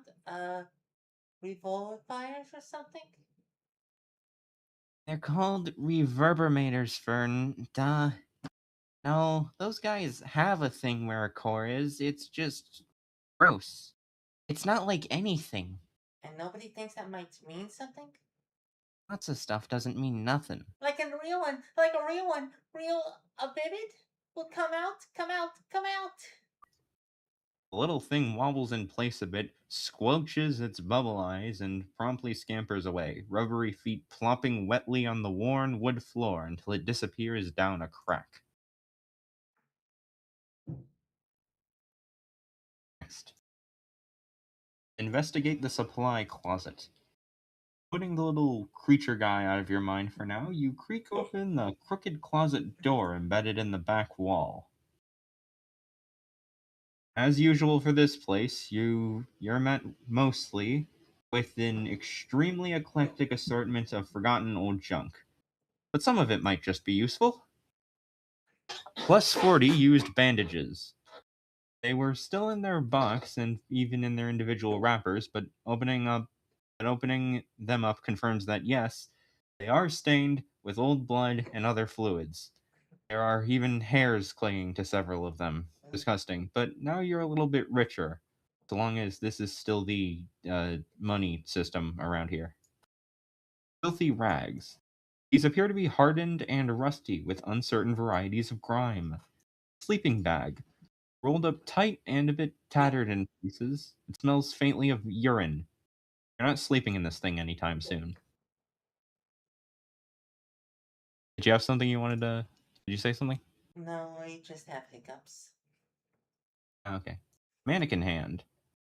The kind used to display rings, you think. Fingers are a tad sharp, though it seems too fragile to use as a weapon or anything. Hand vacuum. Looks like it came straight from the 90s with its unpleasant creamy colors and yellowed stains. Flipping the switch confirms that it still has some power. Dead thing. Fortunately not moving, it looks very dried out and brittle. Extremely moldy bread. You can smell the sharp, acidic, mushroomy smell from here. Blender. Of everything in this closet, this is probably the thing you most of all hope isn't the maternity wards in the of everything in the closet, this is probably the thing you most of all hope isn't in the maternity ward's closet for any kind of reason. Red bottle. Looks like medicine from here. You'll have to stand on something to get a closer look, or maybe use something to knock it down. A sudden lump in your throat. This looks exactly like the little bunny you made for him. It's like your mom made for you out of an old rag when you were just a toddler. A boo-boo bunny, she called it. Aww. Bunny. Alright, take items. Inspect bottle. You're currently rather hesitant to touch the bunny. It's setting off some serious alarm bells. For now, you take everything you and Willis can carry, just in case. You can always come back for other objects and drop a bunch off in your drawer. Then there's that bottle, just out of reach. Willis, do you think I could get that little bottle up there if I hoist you up? Excuse us. Sure. What? Sorry, just our hiccups interrupted our take. Did you know that there's a cure for hiccups? What is it? You go deep in thought, and you think to yourself, hiccups do not exist.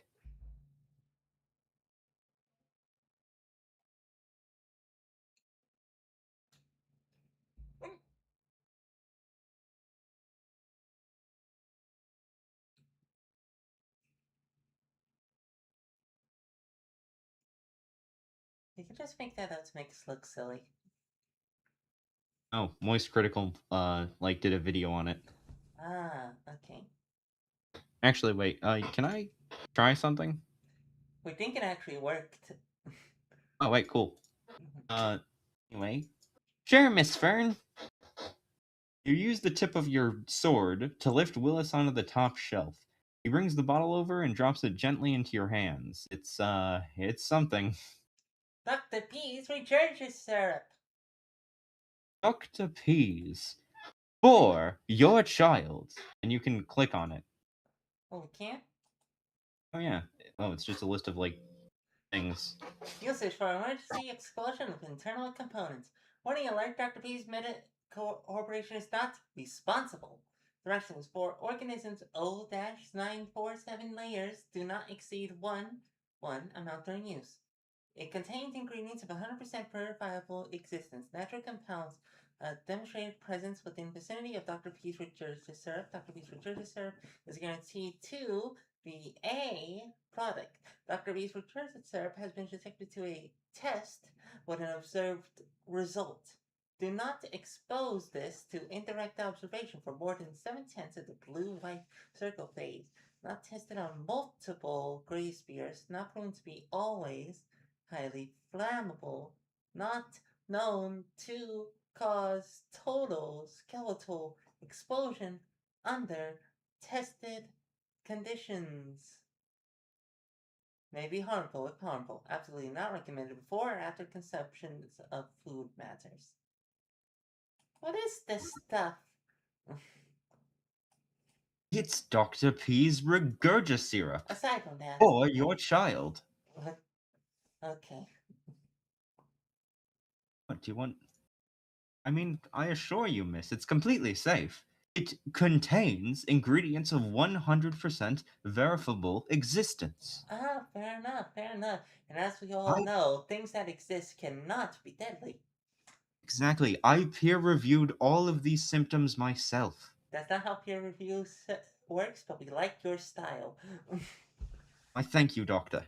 Mm-hmm. Us Anyway, mad check on- scientists have to stick together. Why, yes, I could not have said it better myself. Anyway, check under the floorboard. Alright. Stashing away the suspicious medicine bottle, you suddenly notice a loose-looking board in the floor of the closet. Under the board is a pile of what seems to be moist, flaky old rust, and something shiny sticking out. Found. Plastic gas hose. Looks like the hose that connects a gas tank to a patient. Next. Visit the cafe! You should probably recycle that thing you just found in the floor, but you had a nagging thought a couple layers ago to check in on the cafe, which is right nearly after all. Although you have to step directly through that fleshy muck to get there. Ugh. At least it's one thing around here that still doesn't talk. You step through the automatic doors? Well, they're bigger. We'll be right back in a second. We need to have an idle meeting. One sec. You go ahead and you go ahead and entertain chat with all of your war stories that you certainly have. Yes, my war stories. Alright, chat. I will give you, oh wait, we do have someone watching. 2 watching now. Unless Maddie's also watching. Anyway, time to give an account of, Maddie's war stories, actually. More specifically, the song that plays when she was fighting the Flower Man. 10 feet 20, the Flower Man is waiting for the touch of his hand, straightening petals out without a plan, like the everyday wish that bothers the Flower Man. Could I do something to make him laugh inside my little chamber made of glass? So he lived the Flower Man, with his heart in the sand. So he stands to watch the whole wide world from a can way up high in the sky with the sun in his eyes. Ain't it nice? The life forever for flowers. Dun dun dun dun dun dun dun dun And dun feed dun. Twenty the flower All right, man let's is continue. waiting. Okay, yeah. I'll sing the rest during the next break. Fair enough. Anyway, check on Kathy. You recognize the figure sitting in the beanbag chair. You wonder how much she might remember the unfortunate incident with Jay. Ah, yes, Jay killed her. All right, that's right. Jay fucking murdered her in cold blood. Yeah, he's doing the genocide route. Why would Kara make him do this? Anyway, unfortunate incident with Jay, or if she remembers you at all. What did they say her name was? The buzzers seem to know at least. Oh, hi, Kathy, right? Ahoy there, stranger. Tiff-staff, I see. Ginny running a ragged. The acrid stink of concentrated ammonia wafts from Kathy with her every bubbling word. Or is that her drink? But at least you're getting pretty used to the bad smells and bad visuals, sounds, textures, and all pretty not good lately. You're mostly just relieved she doesn't remember your face from the moment she got shot full of bullets. Behind you, you can already hear the impatient tapping sound of a finger on a wooden counter. Tap, tap, tap, tap, tap, tap, tap, tap. Conversation mode. Kathy smiles wide, gurgling soupy yellow scum. You know what it smells like, and what it probably is, considering, Kathy catheter. Uh, But why is it so thick? You try to keep as polite as you can without gagging. well, you know that Jenny. I'm Franny, by the way. You come here often? Sure do. That healthier there is just a spew for. I should know. It's made with my secret syrup. Wink, wink. That's why they don't charge me. Want to taste? Still hot.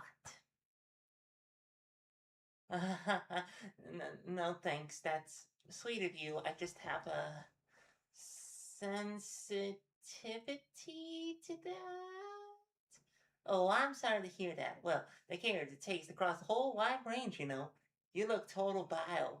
A flesh squeeze Vibrio or super casino might be just the thing.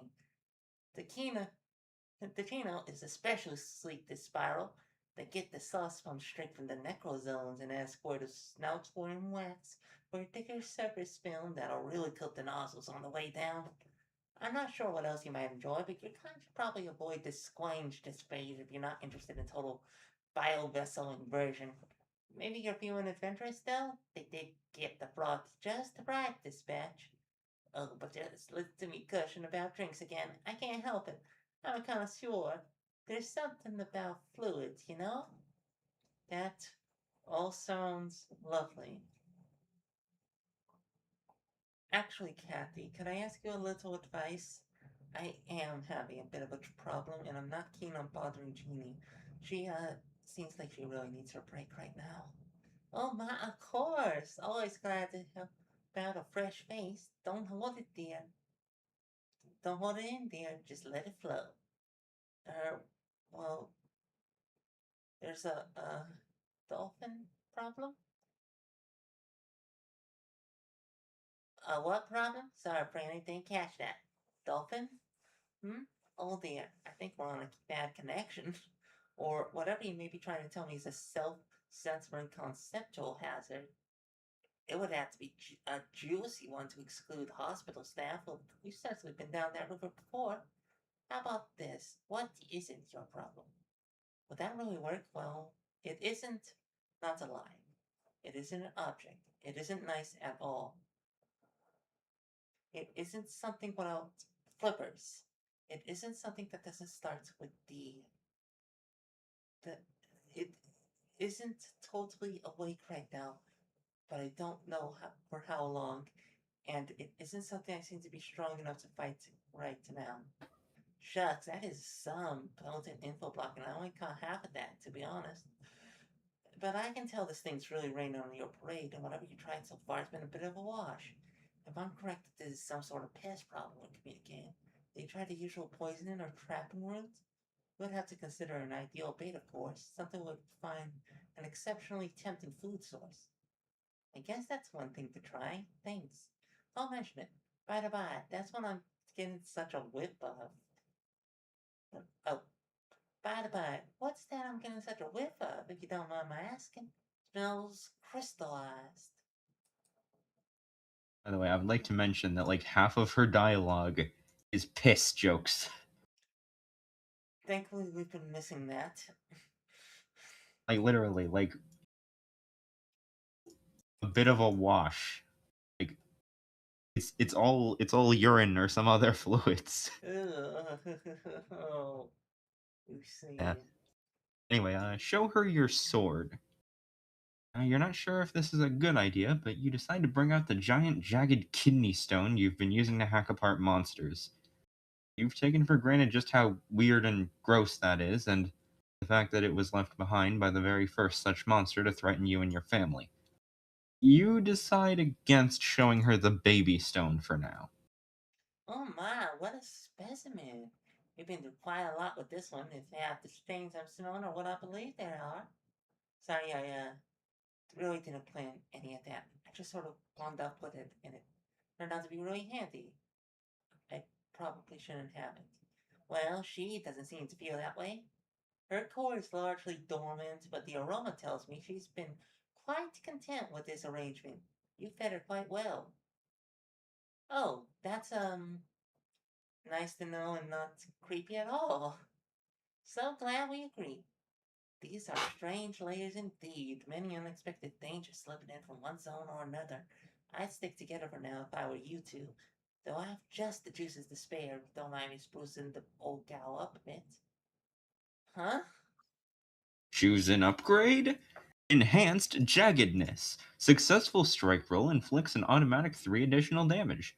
Homing Vibration. Skip the strike roll entirely. Always rolling for damage automatically. Shielding Slash. Fern's block command will now deflect 50% of damage back to the attacker. Or Toxic Barbs. A successful hit will poison the opponent, causing an additional damage each turn. The effects stack each blow. Hmm. Next, We with the we like quite a few of these. Yeah. yeah, but ultimately it was the buzzers, the comment section that made the final Yeah. call. We think homing vibration would be the best choice, yeah. Yeah. Anyway, with the buzzers so split between the two options, you decide to just go with the first one. Upgrade chosen. Homing vibration. Your senses can't seem to get a bead on what the process even entails, and you feel like you would probably rather not understand it. When Kathy hands your weapon back, you are overcome with a bizarre and uncontrollable urge to strike a particular pose in the middle of the cafe. Dun dun dun dun dun.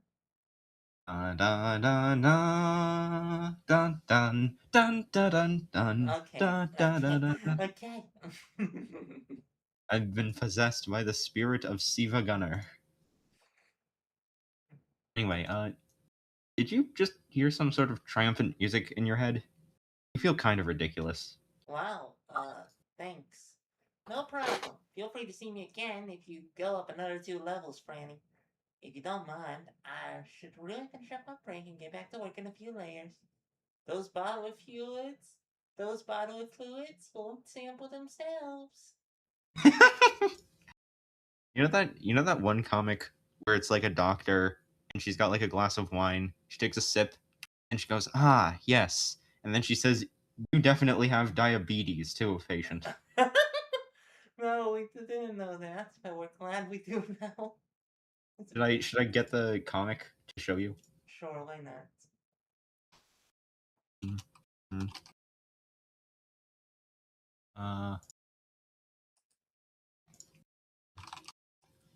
Huh. where? We're we're just going to lay down a second because we have the luxury of an actual bed this time. But, you know what we can still do? Press R on this back barrel. And there, now we're standing up straight. Ah, you feel more relaxed? A bit. Still, still have Okay, I don't think. Yeah. Still have a few issues to work through. Let's see if we can't get away with this. Okay. Wow, it worked. Okay. Hmm.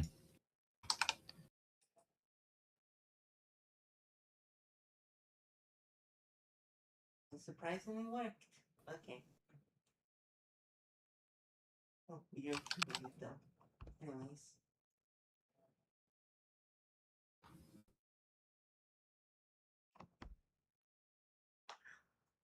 Next.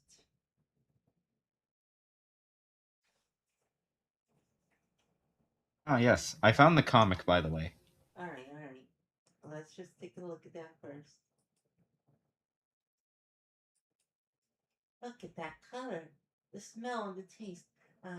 What a nice rounded and sweet taste. You have type 1 diabetes. Let me write you a prescription. That the patient just looks completely grossed out. Yeah, this is the kind of Boglichian shit that this hospital would pull. Yeah. I'm gonna be surprised if this was something. We know some people that would appreciate this comic, so we'll be sure to share it with them. But yeah. Anyways, let's continue. Based. All right. Shall we return to our regularly scheduled program now? Sure, we get grossed out. But All right. Buy some drinks. Alright. Joe has been huffing, scoffing, and tapping throughout your interaction with Kathy, but snaps to nonchalance as you approach the counter. Hello, Joe. Hello, stranger, whom I have never met. Please, choke to death. Now, Sugar Mush, we talked about this. Not until after we have all their money. Yes, Flair. Yes, Flair. Yes. Who? Yes, Mistress Boss Queen Flair. Mr. Oh, Boss Queen Flair. Oh, you must excuse him. He rather rudely forgets how much we want all your money. Don't worry. He will be disciplined extra rough later. Uh-oh. The little yellow button thing winks at you. Can I just buy a thing? Really, buy some drinks. You're loath to interact any further with these two, but you do unfortunately have a few questions. Dare I ask, what would you recommend if I wanted to bait a some sort of horrible, bloating, schooling wet thing? And poison it, yeah? I know all about that. Yes, pretty much. It's a dolphin, isn't it? What? Yes! Nobody else has been able to hear me. Well, we're not hospital staff, are we? Not so sure why you can see them then, Miss Temp Staff. That's interesting, isn't it, dear? It sure is, boss, ma'am. Right, real weird, huh? Don't know what's up with the hospital, these spirals and whatnot. So about these dolphins, I haven't dealt that much with them. What do you guys know? Oh, I'm sure you know just as much as anyone else. Which is, of course, to say virtually nothing.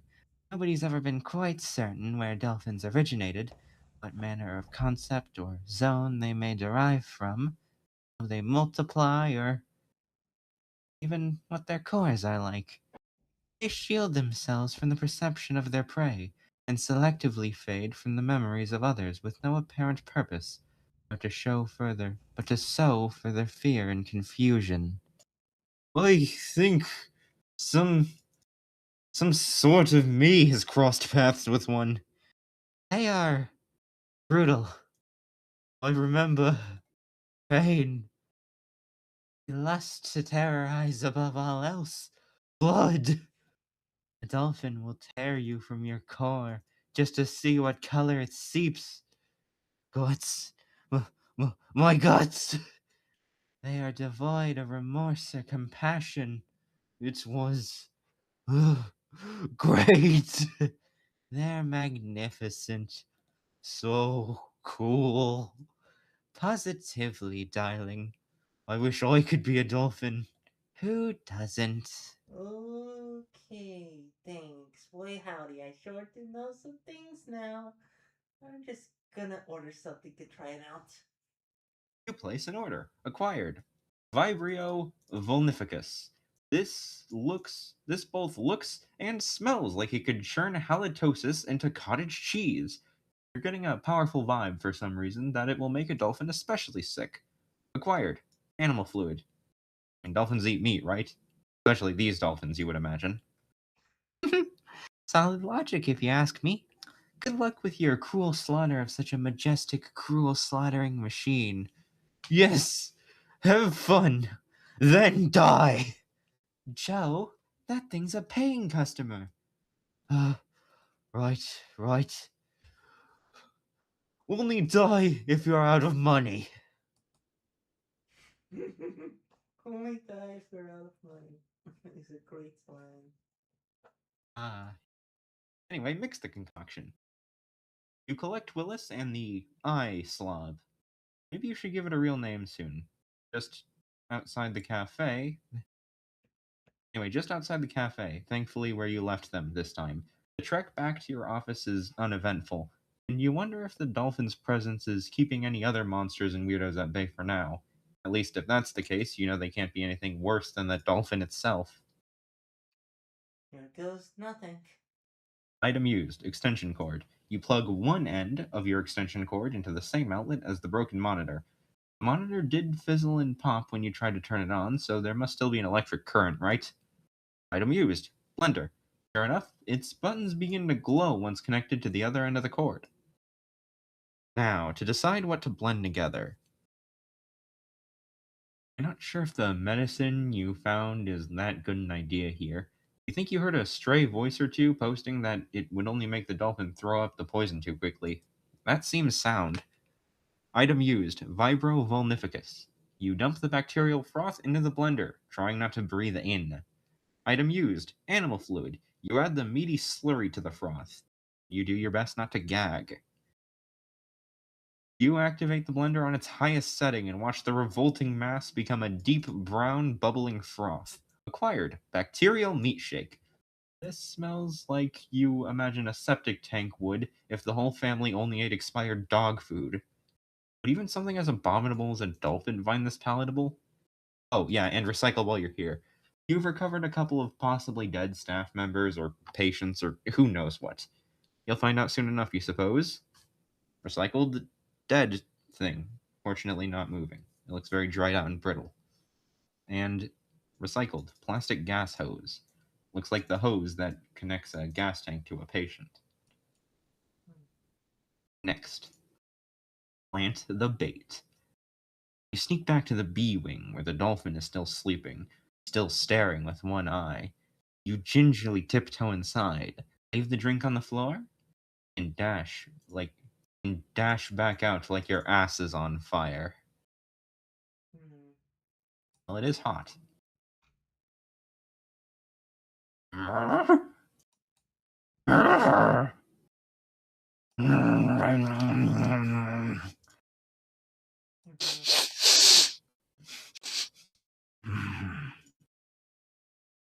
Hold on, I need to catch up with your. Can you turn your OBS on? Oh, right. We Or are here. your OBS, your Discord stream. Right, here we are.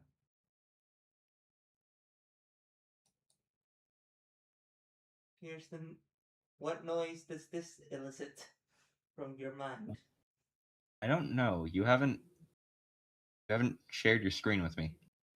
Oh, did it stop sharing the screen? No, it Yeah, should still be here. it did stop sharing. Is it different on your end? Yeah, it's different on our end. Huh.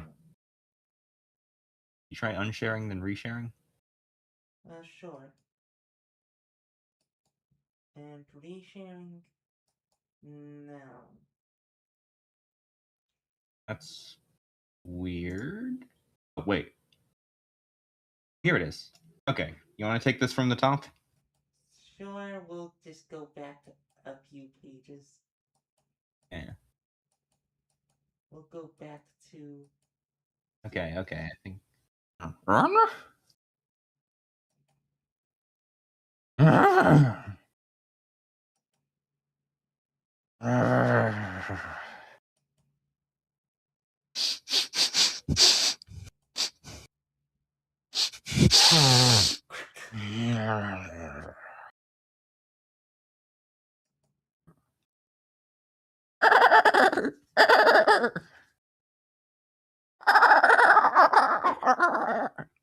Horrifying noises, thank you.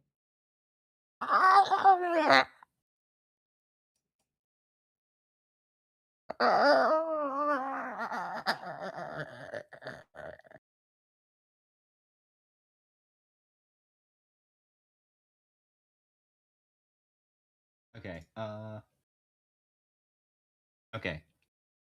Anyway, the dolphin snorts, drifts off, and falls asleep again in one of the tunnel entryways, or at least pretends to fall asleep again to screw with you if your understanding of dolphins is correct. To think that they were your favorite animal when you were 9. Moving on to bunnies was a good call. Generic, perhaps, but at least bunnies have yet to betray you. Anyway, reacquired the bacterial meat shake. Yep, still disgusting. Guess it wasn't good enough. Hmm. My mom used to hide medicines in scleebs. Maybe it likes scleebs. Sleeps? They were my most favorite. Lots of bloods inside and super sweet, but I drank all of 'em up and now there aren't no more. Mom said that was real rude. Well, that doesn't help us much then, and gotta agree with your mom there. But maybe we just need to think harder about what a dolphin likes. I don't know if it would fall for this again or not, but I'm still not looking forward to fighting it again. Next, go through the burger tunnel. Keeping an eye on the prone dolphin, you tiptoe around to the concrete tube with the hamburger painted on it. It's been quite some time since you messed with the hospital cafeteria, and you still don't remember everything that happened there after meeting the big sandwich and the barbecue woman. The memories fill you with ambiguous dread, but if it's meat you need, there are probably still scarier ways to get it around here. The rather short tunnel ends on a familiar looking doorway. Enter cafeteria door. Against your fingers as you gingerly push through it, the stench of meat hitting you like a soggy blanket in the face. This isn't just a cafeteria anymore. Let's see here. Howdy, stranger. Oh, Let's see here. Hamburgers, juicy words, fresh food, and reduced coupon. Wet creatures, special with moist. Flesh 6 times. Unblurred, no. Comfortable, okay. Okay, move parts with droop, butter's whole, canned peas, slash butt. But crunch again for you, nugget, some bread. Flesh fill up service tickles. Right. Hmm. Continue. Okay, what voice did I do for the stone slab? I think I also tried to do Gilbert Gottfried, but I cannot do Gilbert Gottfried. Yeah, we think it was some sort of like we think it was something like what you were about to do.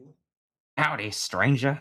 Welcome to the 100 food meat experience, now free of a chemical. Feel free to browse our menu and ask about our special deals. Hey, That didn't sound lifeless enough. hey.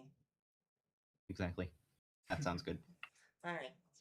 Anyway, is that another human being and not glowing some weird color? And isn't that the floating rock guy who shoved you through a door into your own dead body what feels like a lifetime ago? He doesn't recognize you, but you are wearing your staff badge right now. You wanted to get in here, get some dolphin chow, and get out, but you have questions. As well start casually. Counter. God, yes, order at me. Order at me, yeah, baby, yeah! Heh, don't mind him. He doesn't even work here. How does he not work? Never mind. Didn't you work at the morgue before? I think we met once. Maybe. I meet a lot of folks in the old biz. Not that many of them talk back. Old biz, huh? Do I want to know how you get from dead people to, you sure you want to get him started? Of course she does. It's great. There we were, archiving old biovessels. Not a service all that many zones care about these layers, mind you. When the stiffs started really growing on us out of nowhere, right? Biomatter out the wazooey, right out the wamamingo. Grew straight faster in than we could mince 'em. So, of course, the higher-ups got offered a sweet new manager by Infinity Record. Flesh Taste Sensation, no bad guarantee. And now look at me now, really killing 2 jobs with 1 stone. That's lovely. That sounds just great and lovely. Yeah, best not to dwell on it.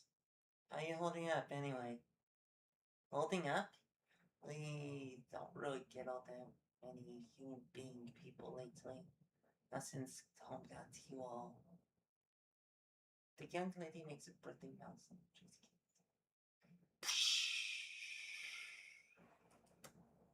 That's with your fellow human? Wait, what was that? What happened to home? Are we from the same home? The one with Paris and Christmas and co-op bears and Walmarts? Oh, that's the one, alright. How long have you been here? I don't know. Isn't time a lie or something? I just sort of woke up here. I still remember home was pretty much like it always was. Okay, yeesh, I'm real sorry. Planet Earth or Grey World or whatever it's called, sort of, well, how should I put it? You already put it as exploding noise. Just tell me. Right, right. Well, by the way, can you hear us when we do the board voice? Yeah. But I mean if you got a mic, I suggest you like speak closer into it. Ah, okay, we'll move it closer. Especially since this bit is important. Right, right. Well, it's kind of one big ball of monsters right now.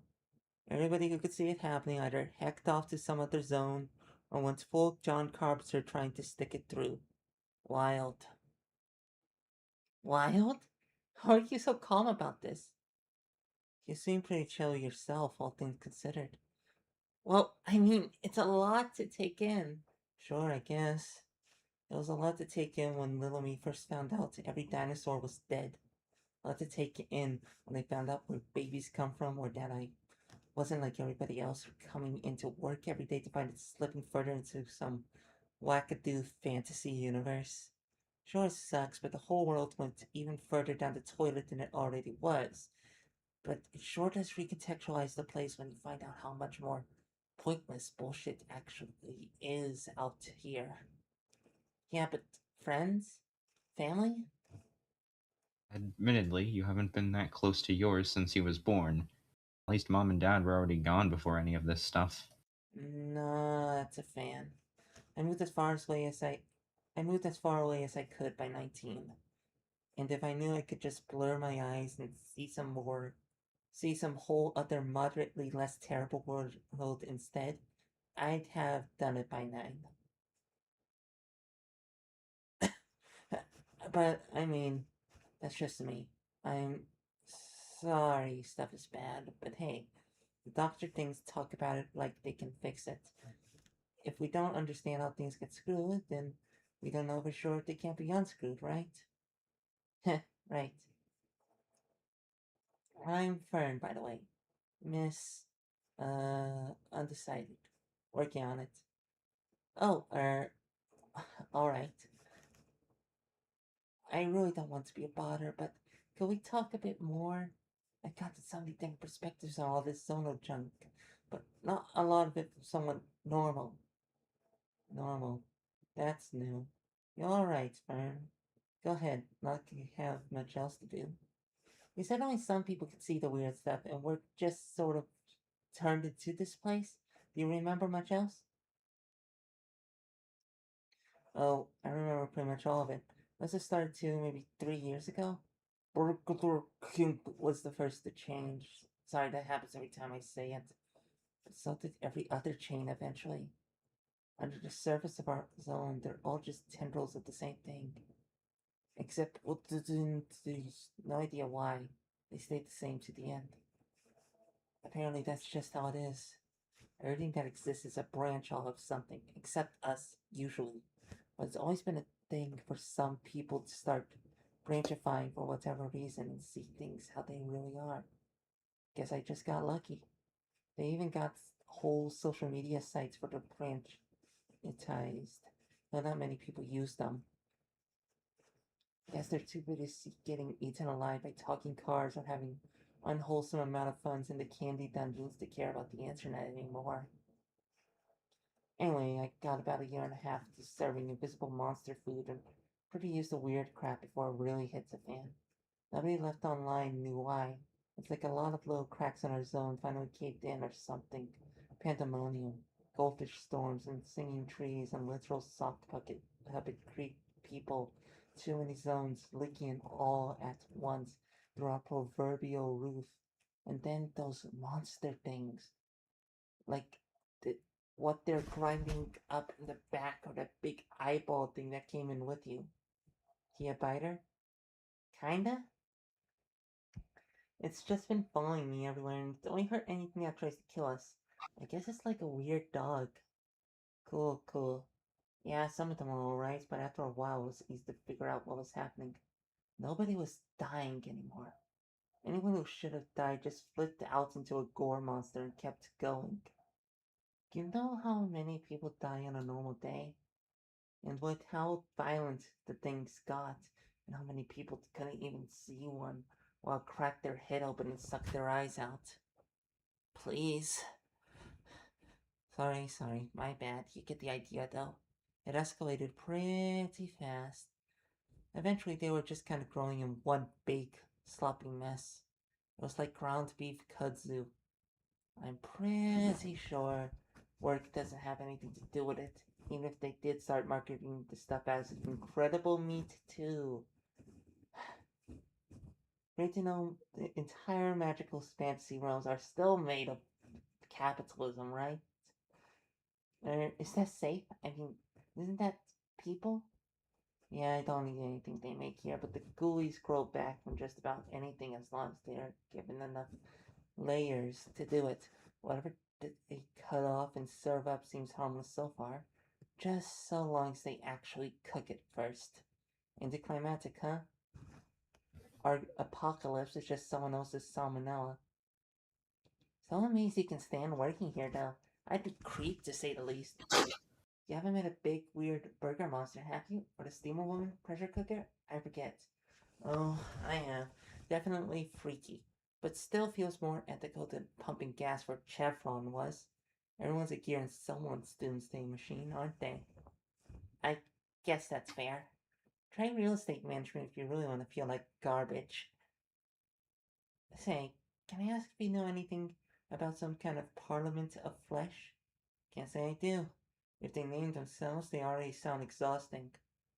You don't know the half of it, and I still don't either, but from what little I can gather, I think this is their fault. Well, feel free to swing by whenever you need. I can keep you posted if I hear anything, and if you actually want anything they're calling food around here, for whatever reason, I'm not judging. It's on me. As a matter of fact, we have a dolphin we need to feed. It's a long story, weird story. In case you haven't noticed, so is every story. If by dolphin you really mean one of those squeaky fish posers, we do have the seafood special, and it's surprisingly normal seafood, all things considered. I mean, they pick it off a tree, but it sure smells like the real deal. Badly. Sounds like our best bet then. Acquired. We need to get a drink. Give us a sec. Well, time for the rest of my serenade. 10 feet 20, the flower man is waiting for the touch of his hand, falling to pieces still without a plan. Yet the every daily hope that powered the flower man would never cower off of its path, even if broken I am more than glass. So he lived the flower man, with his heart in the sand. So he stands to watch the whole wide world from a can way up high in the sky. The sun In his his eye. eyes paint it nice. The life forever for flowers. Hold on, we gotta fix up our model. Real nice. Bah. By the way, this redheaded girl, Yeah. she reminds me a lot of you. Really? How?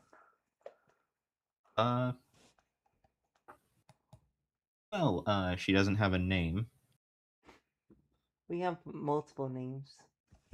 I don't know, like she doesn't have a name for a reason that a lot of fans suspect. Thank you, you. There's also her leaving her family and the whole sort of Uh, anti-capitalist. yeah, Like, yeah, we caught that pretty soon, as soon as she mentioned the name thing, yeah. yeah. Anyway, yep. Anyway, acquired. The wet creature special. Yep, it's a pile of seafood, alright. Stinky, slimy. You never were the biggest fan personally. Thank you, you? Are you sure I can't call you anything? A nickname? Eh, well, it's complicated. I was gonna take my mom's name just because she'd hate that. But it doesn't seem as worth it when she's probably some kind of meat spider by now. I'm sorry. Don't be. If she knew how I'd turn out, she'd have just left me at the hospital. Moms suck. Yeah, sometimes. You know what? I like to miss. Let's just go with that. Good luck with Flipper.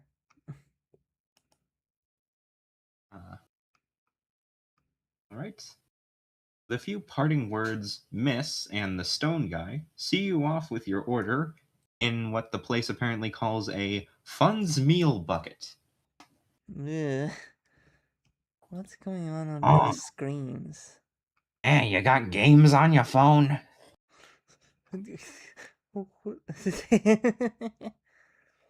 What's happening on the screens here? Oh, I feel like I should remember this. I feel like we've seen this before, haven't we? We don't remember. It's been a Are these while.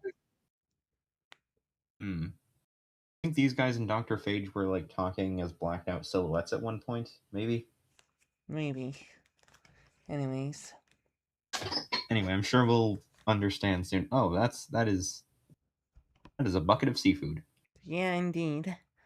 Yeah, you can even see the fish with the like thing that becomes a tongue parasite. Yeah. Anyway, somehow the disgusting smell of decomposing sea creatures has you thinking more about home. You should be more surprised, more horrified to have learned what a wreck it is, but you find yourself feeling more numb to it than anything else.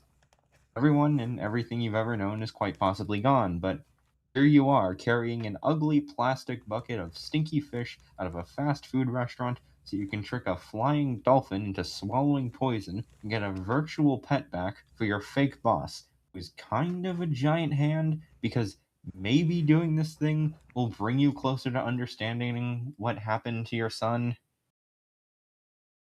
You quite simple. You're quite simple.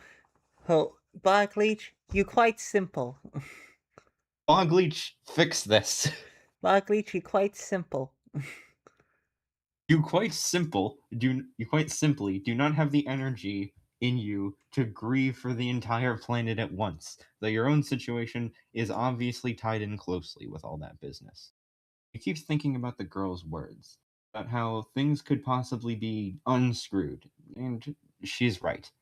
With what you've seen so far, it seems like anything imaginable is possible. I really don't know if everything is gone for good. Isn't time itself meaningless according to these, whatever zoners out there? Like, you really can't do anything but press on like you've been for and hope for the best. Damn nasty porpoise. Your line got cut off a bit. And kill the hell out of that damn nasty porpoise. Hmm. That was the line that cut off, right? Yeah. Alright, cool. Mhm. Plant your enhanced dolphin bait. Right, here goes. Item used. Bacterial meat shake. You pour the poisoned mush into the bucket of rank seafood. Item used. Nasty seafood.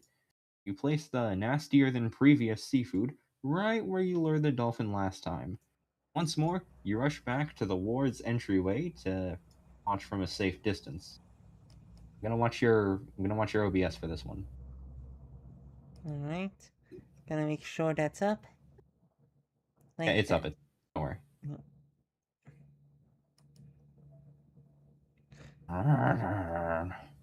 That is such a chilling image. Good job, Bog Leech.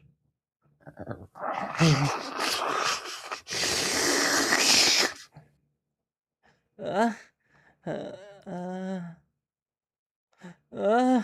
oh.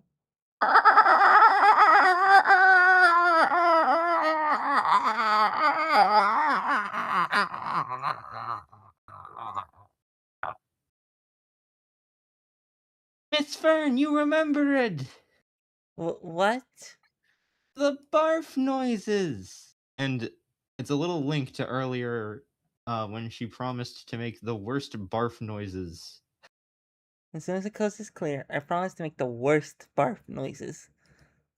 Oh yeah. So I did. It's perhaps the last normal question you ever thought would cross your mind. Moral. It's perhaps the last moral question you ever thought would cross your mind, but did even a dolphin deserve whatever you just did to it? Hmm. Look, it's like it's been fried. So what did we put in it? You put in. I mean, you saw that concoction get made. Yeah, the bacterial mush and some meat sludge, and then some seafood added in. Mmm, delicious. Ooh. Anyways. Like the thing I would eat with your shrink ray. Alright. Anyway, recover the egglet. You carefully approach what was previously a dolphin, reading how completely realistic it is to worry that its scattered oozing remains will try to kill you anyway, or at least engage in awkward conversation. Miraculously, nothing bad happens as you gingerly pick up the little egg thing off the oozing heap. A quick press of its center opens a similar little display screen to your previous specimen. The display glows a pale blue this time. A little figure appears to be rocking back and forth, shivering. Faint beeping sounds are reminiscent of sickly groaning and the occasional cough. Administer medicine. You press the beady black eyeball on the right until the medicine icon is highlighted. The egglet blinks a few times, and you wonder if it hurts. You try to be extremely gentle as you press the other eye to make your selection. The little thing stops coughing and stands upright, shuddering completely as it stares you in the eyes. Feed? You try feeding the tiny being. It stops flashing, staring and jittering, but Lois, what do you make of this? Kinda scary. But you think babies are sort of freaky anyway. I'm pretty sure this isn't a human baby, Lois. Herman, Blumpbotch, Swuggle, whatever. All of you thingies with all the different guts at once are weird. She seems like she's happy, but maybe too happy? Scary happy? the eye thing is wobbling frantically, as though excited. Play? Bath? More medicine? The cupcake? Is there a reset button? A flood of suggestions and thought, yours and otherwise, pushes you to momentary panic. There is no reset button. Nothing in your memory seems to get a reaction. Nothing in your inventory seems to get a reaction. Every button you press seems to make the little creature look worse and worse. What about the bunny? Bunny? What? Crap! The bunny! You totally should have grabbed it. Can you get back to it fast enough? Run! Somehow you know that the little cloth bunny you left behind is quite possibly going to fix this. You've gotten uncomfortably accustomed to knowing things without knowing how or why you know them anymore. As you race back to the A-wing and the supply closet, the eyeball monster jabbers and gurgles more excitedly than you've probably ever heard before.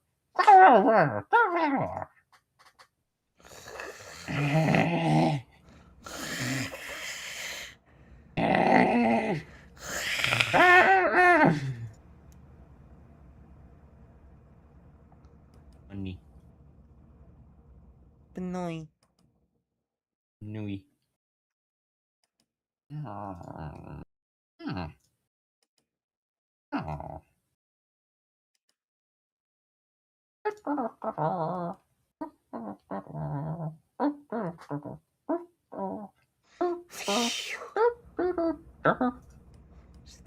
We heard that. Yes, you did. Anyways. Anyway, this is... Hey, wait, that was your line.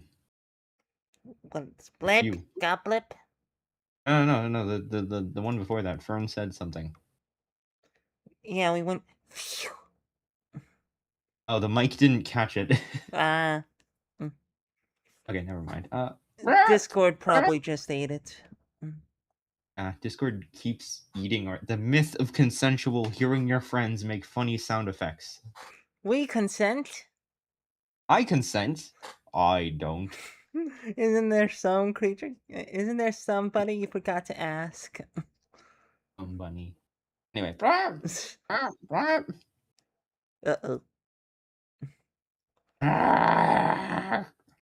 Uh-oh. Level 15 bun slob attacks. Oh, that wasn't eye slob. That was the bunny. No, that was Icelob reacting positively to the bun slob. Oh yeah, Anyway, choose your action. Round 1. Fern and Willis block. Icelob talk.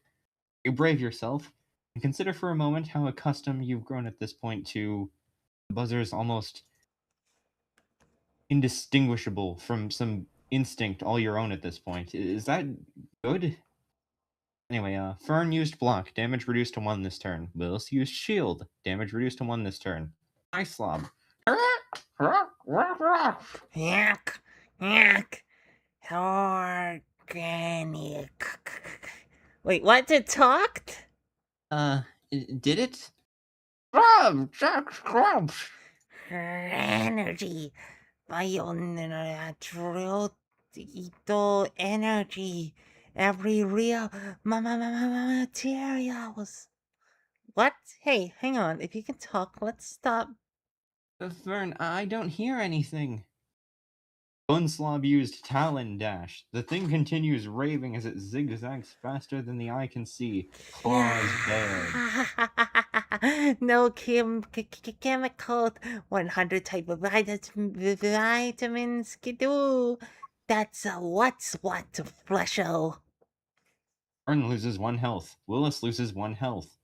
Slob loses 5 health. Despite its gaping new wound, the slob bobs its big eyeballed head enthusiastically, clapping its tiny hind feet together as though in applause, but raises a taloned hand nonetheless, poised to retaliate if you give the word. Round 2. Fern and the slob. Attack. Willis. Heal. Fern deployed the antibiotic ointment. Enemy malady damage will be halved this battle. Sorry, Fern, it doesn't work as well on you as it does in the hands of a hospital doctor. Willis used Transfuse. 5 health transferred to Icelob. Icelob restored to full health. Icelob used Slash. Strike roll. 12. Miss. Pure caloric. Sorry. No, you go. Pure colloidal. Nature chooses vitalize your energy field. Arn loses 6 health. Willis loses 6 health. Slob loses 6 health. Do do do do do do do do do do do Do, do. do. We are so screwed. You still can't tell if the slob is angry or delighted by this battle. Willis, drain. Fern and slob, block. Willis used a drink. Willis drains 4 health from the bun slob. Bun slob loses 4 health. Bun slob used Talon Dash. Guaranteed real matter. 8 damage. Fern loses 1 health. Willis loses 8 health. Slob loses 1 health. Attack! This hasn't gone well. You can either keep getting worn down, or you can try to take the thing out in one go. Fern used Slash, 6 damage. Willis used Drink. Willis drains 3 health from the Bun Slob. And the Slob used Slash. Strike roll. 16. Hit. More damage. Bun Slob loses 4 health. Bun Slob used Talon Dash! Not to be taken with or without food. Damage roll. 7 damage. Fern loses remaining health. Willis loses remaining health. Slob is passed over. This time, the creature avoids striking its fellow slob. Slob used Slash. Strike roll. Hit. 3 damage. Bun Slob loses remaining health. Adults and children take one every.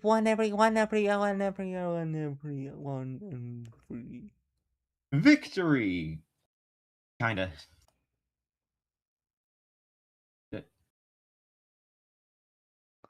Oh no. Frem Greamed and Frem Biggest a fallened? This can no good. Where you do? Eat the Bun Slob. Oh, here, a fault can good.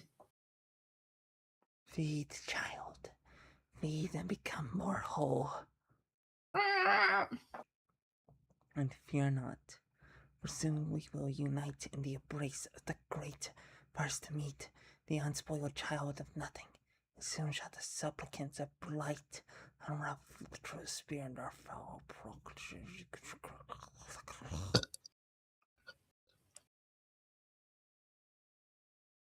I tried to make a burp sound there. Did Discord eat it? Nope, it didn't. We actually managed to hear it. Oh, cool. I think that was a real burp. Yeah, I had like nachos earlier. fair enough. They infused me with the power of burp. Anyway, level up. Attack +2, HP +3. New battle command. Regeneration. Restore 50% of maximum HP, rounded down. Effectiveness halves with each repeated use in the same confrontation. Regen. Wait. Vital sustenance sequencing field of interaction. Oh dear. You'd better hurry. That other one is already sinking off to their ghastly morgue. A growing young man shouldn't waste meat, friend or not. Well, for a funny one. Still, drop on in if you need anything. Eat the infopod. Investigate the floor growths.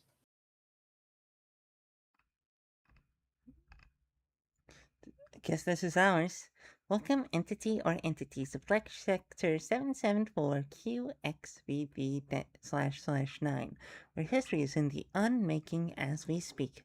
Behold the bravery of the old Flesh as it boldly infiltrates the very subzone in which the Blight better facilitates its hideous perpetuity. Marvel at the ongoing germination of the All Core. Long live the old Flesh! Long perish the Blight spawn!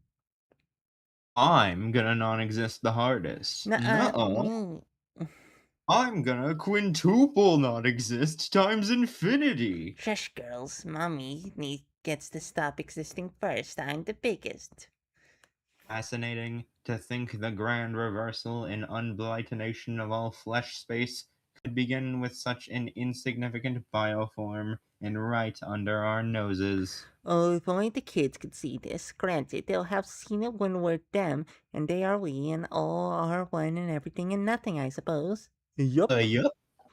Oh, and we can't pick them up a snow globe? I'm sure the one thing will just love it. Yup. We can't whistle, so you... I can't whistle either. Damn it. I guess we just have to stop reading here. Like No. if we can't whistle, we can't read the rest. No. It's like a roadblock. We've been soft locked. No. We just go... Do not... Oh. Do not go in there. They think they can just jack up the prices on us flesh folk? They're gonna look real silly when we all the same money anyways. By the way, do not expect us to remember any of these voices. No, we are not remembering any of these, audience. Yeah. Yeah. Anyway, Bogleach, fix this. It's a typo. Feel silly when we all the same money anyway. Anyway, wait, that's a wall flap. Talk to wall flap. What's the link? The Oh, wall... it was something earlier. Oh, it seems to be a bonus thing. Oh. Oh, okay. Well, we can read that later. We'll see if we want to. Yeah. Anyway. Sure, kid. I'm trying to monitor... Wait. That's interesting. I suppose you have more than a few questions, don't you? Shh. Not you. You. They call you buzzers out here. Some of our best work, if you ask me. That's us. Well, not us, because we haven't really commented, but you know, That's... Oh, that's terrifying. We're part of the enemy. yeah, where the comments are. Anyway, ask it questions. What? Are you saying you made us? Well, we can't take all the credit. Maybe I'll tell you all about it sometime. And Let's who and what are you, really? Technically speaking, I'm a small part of what's left of your earliest possible forebear. Of course, technically speaking, so are you. So are all of us. You've read our literature, however insipid it must have looked to your limited thought holes. We simply seek to unbreak what was broken. Is there any reason we should trust anything you had to say? No, not really. It doesn't affect me at all what you think or want or do, except the more you meddle, the closer you might push them to Plan B. Nice, fast, efficient Plan B. And what are you doing to Fern's son? Science. Do you know why we're perceiving things through eye slob right now? I did see that nasty spill of yours a couple layers ago. Seems to me like your current host's core has become more intertwined with that of the fern. And what exactly are slubs? And why did your security system attack iSlub when we were last following him? You would call them happy accidents, faint whispers of what once was, conveniently prone to consolidating themselves. As for the Automan, beats me. Something must have confused its understanding of your host. Can you tell us anything about what we are in all this? Well, I think Fern might deserve to hear it first, to be honest. I think she'd be quite interested to know what you are and what you're doing. And the dolphins? The what? Dolphins. Oh, Aren't they I'm sorry. yours? The dolph... I'll be back.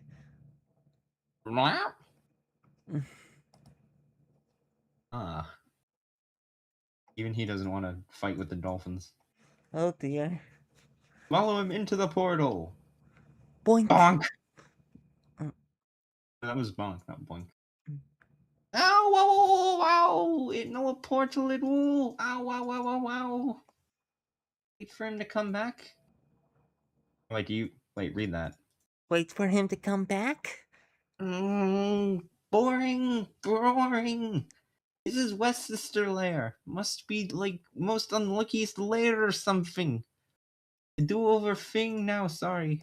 But what? Check out the cafe? Oh, whoa. Oh, okay. This better. Not be a well again. I go and uh, Parliament flesh. My finest customer. Anything you want, little man. On the house. You do a really good voice for a sinister manager like Flair would be. Why, thank you.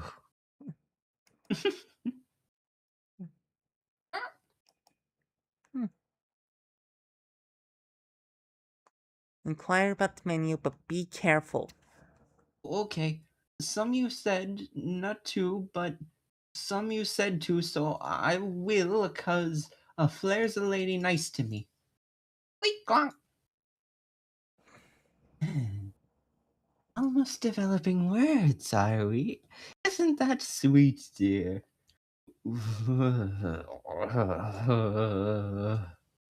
I not like this one. I know, like this one. Here, cutie. Have yourself a Parliament special. It's a brand new, safe brewed, safe flavored kombucha tea available exclusively for Parliament bio nodules. Item acquired, whether you like it or not. Safety. We loved the idea that the Parliament are not the biggest players here. Both Flair and the Dolphins seem to be running circles around it. Oh dear. Of course we are. Do not drink that. Don't do it. Don't even open it. Hazardous materials confirmed. Ingestion not advised. Okay. Clams down, all you. Won't eat a tea, and it get creepy in here anyways. Yuck. You know what? I think that Lady Flair is some kind of a monster. Yep. You think a monster is real life? I'd better not be. Whoa. The ice slob is so cute for a flesh thing. Anyways. Oh, thank you, nice lady. Of course, No. Ice Love. You're adorable. Salutations, Protoid. I am Wastebank. That was your line. Visit the store. That was your line. Visit the store. Salutations, Protoid. I am Wastebank Terminal 33. And this is my counterpart, Bubble Merchant V2X Umbrew. Yo. Alright, you get to do it. This guy again. Oh, his name was Z something. You're Oh, his name was Z. Wait, no, that wasn't. Oh, his name was Z something. Your current depositable nutrient load is 750 excretion crystals. Our inventory has been updated.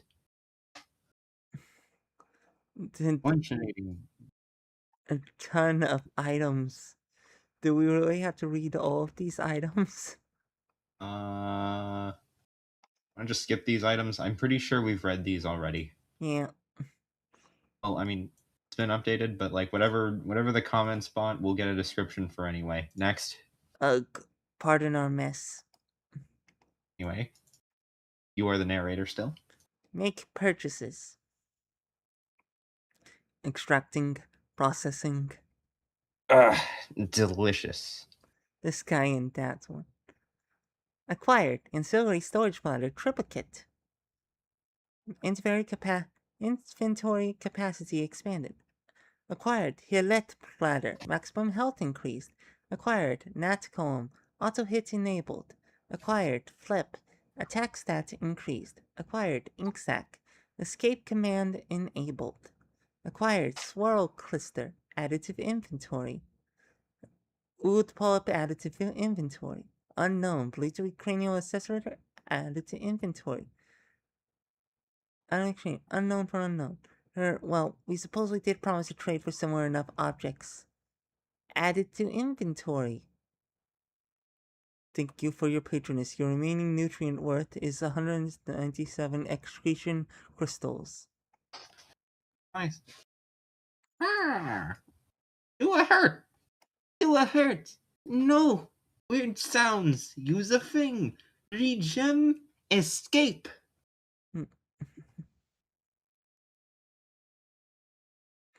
Exit the store and look for Fern?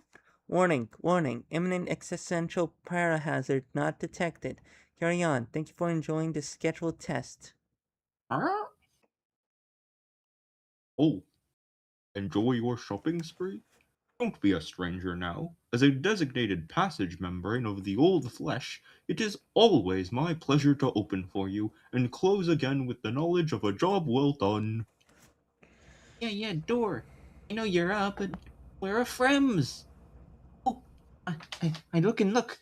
I a good looker. Did you know that what I got, I have the biggest looking part of Allah? But I did not see a frem within it here. Ugh, where go? Try the office. No, the patient ward. Wait, we should explore more, shop more, fight stuff. Try your new hat on? Fight the Ottoman. Go to the dentist. Find Fern. Find Fern. Okay, jeez, I hear yous already. Let me think. I a good thinker, I think. Yeah. We got the hap, didn't we? Sounds like the most popular idea. Okay, guys, I'm putting hap. Here go nothing. Place.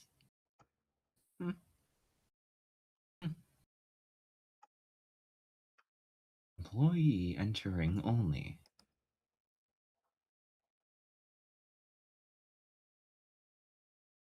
Enter the doorway. Okay, here goes. Oh, it's them two. Ah. Oh, uh-oh. Another who's it out of the abyss. Your turn. I think I left the poker by the... Wait, no, my bad. Looks like one of us. Howdy there, fellow employee. Poker's still an option, just saying. Actually, if we're in here, who's watching the front? Oh, I took care of it. Right, well, hey, guy. Check on the front for us, will ya? Sure thing. Heh. Good times with work, friends. Care for a refreshing flesh sustenance, fellow friends. No, I'm good actually. I don't eat. Leave the break room and head for the front. Okay. Something's smelling good in here. Shh. Oh, this is yours. This is yours. What is mine? This voice line. Oh. Ugh. Sorry, I didn't see that. I didn't It's see fine. that. Ugh. It's fine. He's caked up. Of course he's caked up. Of course I am caked up. You expect me not to be? Hey, I it's should be offended. Hey, it's Bomber. Let's bother him. Cautiously. Oh, look, it's one of the little hot dog things that gets split at the bottom. Cute. Anyways, Oh, what? Hot dog things? Wait, have we seen these things before? on top of the boiler. No, it's not that. It's that there's this. It's something that would sometimes happen as a kid where there's a little hot dog cutter that makes a hot dog into a octopus. So Oh, I've never heard of that. yeah, it's just something pretty cute. I like the little hot dog octopus. Love the steak worm. Oh yeah, of course. Mm. Anyway, Star Trek. Ugh, they'll hire anything, won't they? I don't suppose you're a good dishwasher, are you? No, not quite what I expected from Amiga. Apparently, even those wretches in the bathroom, in the break room, are considered higher ranking than a cook around here. But not for long, perhaps. Oh no, not for long at all. Why, when those buffoons get an eyeful of what I left in the suggestion box, my unfathomable brilliance will blow their minds clear to Oh, the front. Don't bother. Some gluttonous oaf has been placing its order for 12 layers straight, and I'm not so certain it's even half finished. We could probably shuttle any slop in its general direction and it'd be satisfied. How can anything tell the difference? All the same organic rubbish, product, and consumer alike. That is, if our supply team hadn't ground to a halt almost an hour ago. Actually, why don't you make yourself and that disgusting paper of yours useful? See what's hiding things up that. See what's holding things up on their side. The code for our branch should be red, red, red, red, red, red, red, red. Enter the code and check out the vault. Wait, can iSlob enter the code? Yeah, it's just red. Not like I'm stupid or something. Jeez. I have sort of two different voices for iSlob, for his inner monologue and his little animal sounds. Both are adorable. We like them both. Let me read the With the narration. combination entered, the steel handle begins to turn with a squeal, and the bent metal door clatters open on its own.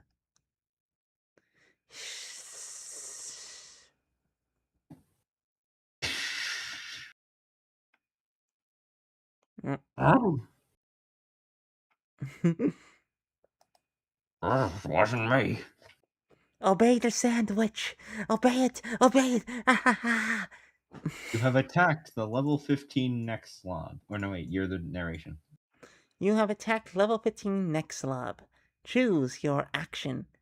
Do a hurt. No. Weird sounds. Use a thing. The thing. Regen. Regem. Escape. Attack. 3 damage. Versus their 6.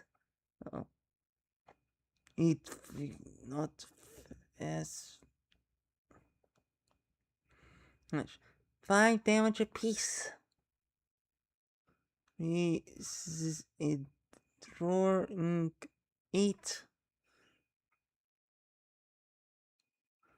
By the way, you might want to do a bit of an elegant voice for that voice on the radio. Alien voice? Alright. iSlob. Elegant voice. Elegant. Regenerate. Regains 50% of max AP, and next slob extends. To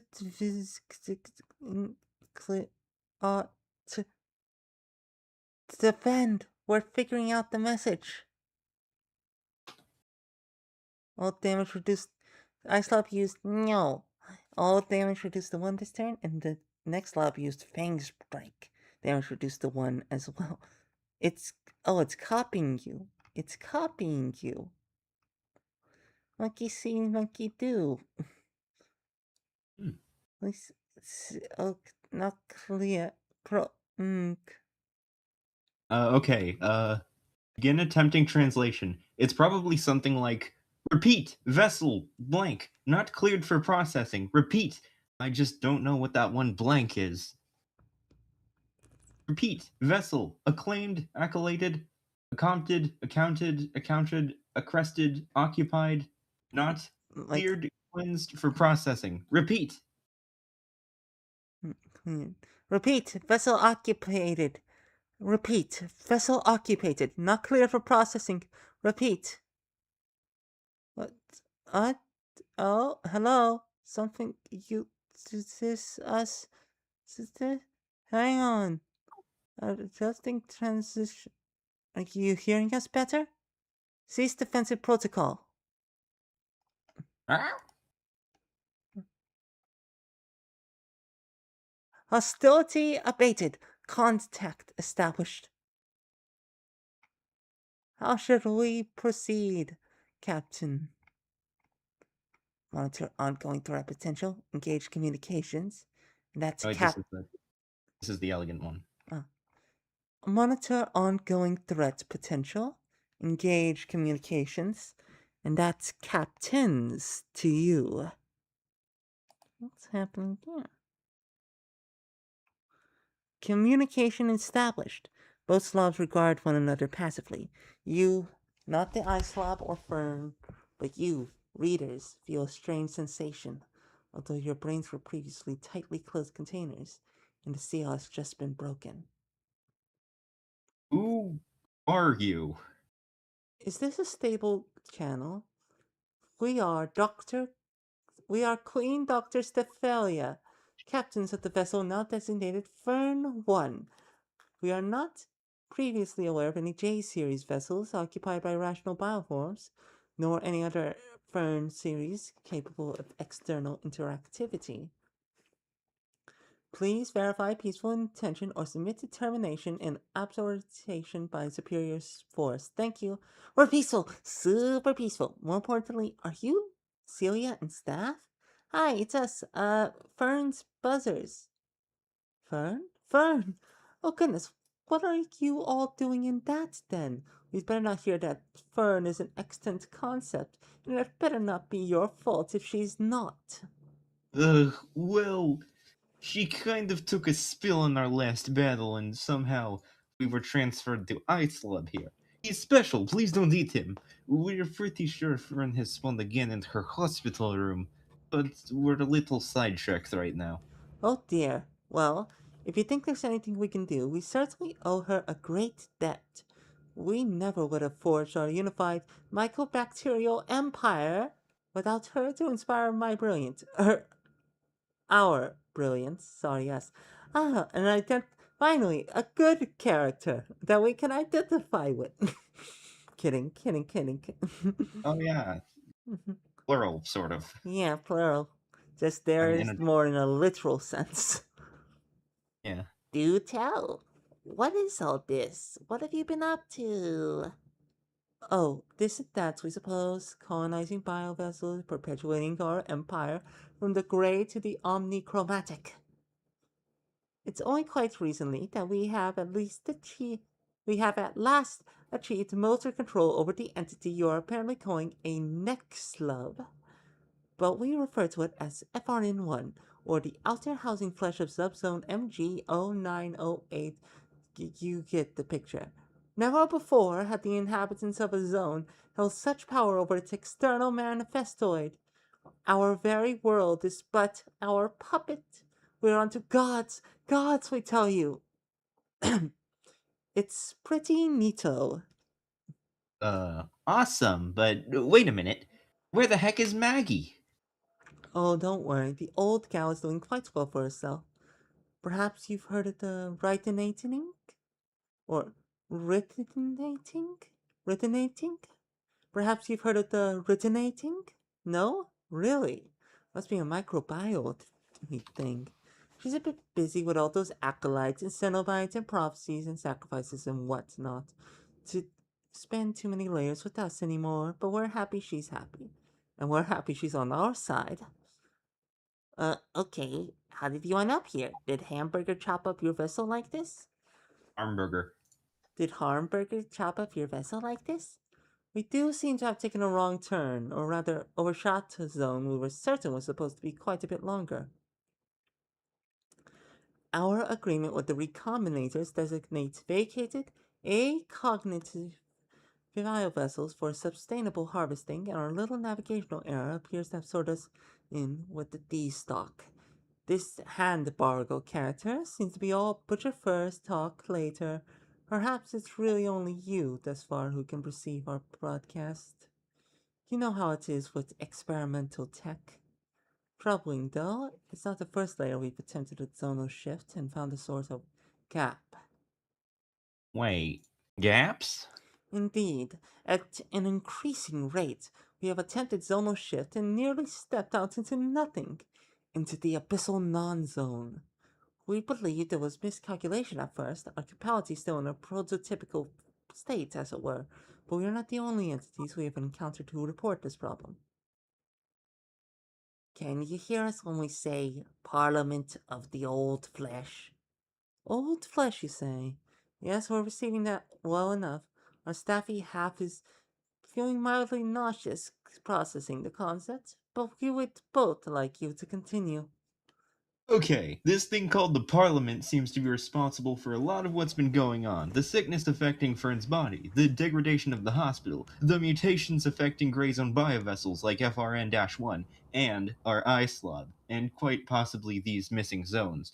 We believe they are fragments of something that no longer exists, and they desire to rejoin everything into a single form. Ouch, okay, hold on. Okay, are we alright? Do we need to sit down? Are we sure us?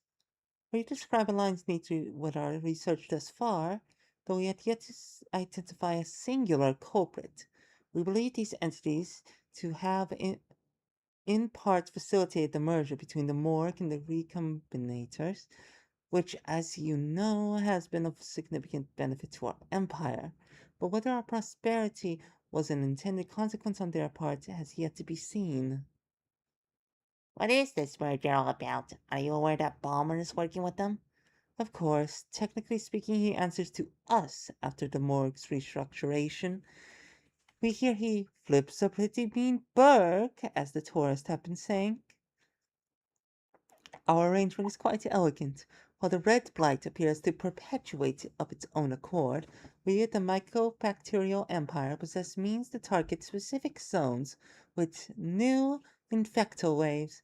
Converted biomass is considered our exclusive jurisdiction, but we permit the recombinators to harvest and process this resource in exchange for the use of their interzonal channels. They are very adept at zonal infiltration and membrane penetration. You could say that with their help, we have become one of the most formidable contagious mechanisms in the perception range, second only to whoever is responsible for the rest of the blight spread. More than likely this parliament of yours. Psst, your turn.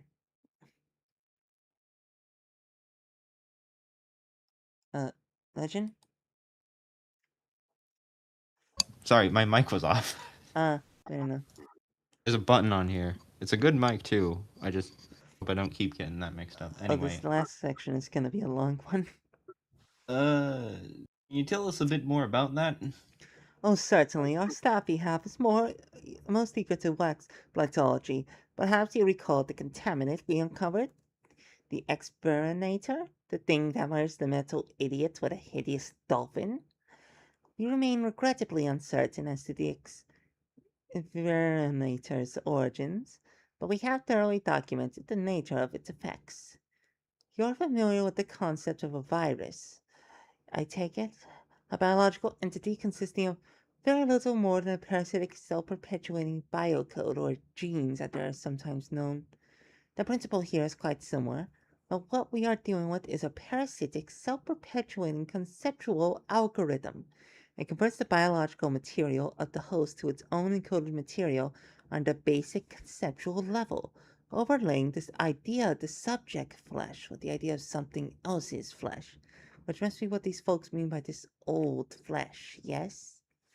Now, this is only a hypothesis on our own part, but we believe the continual regrowth and adaptability of the resulting bioforms, the vessels that you're calling slubs, may be due entirely to the sheer vastness of this infectious concept.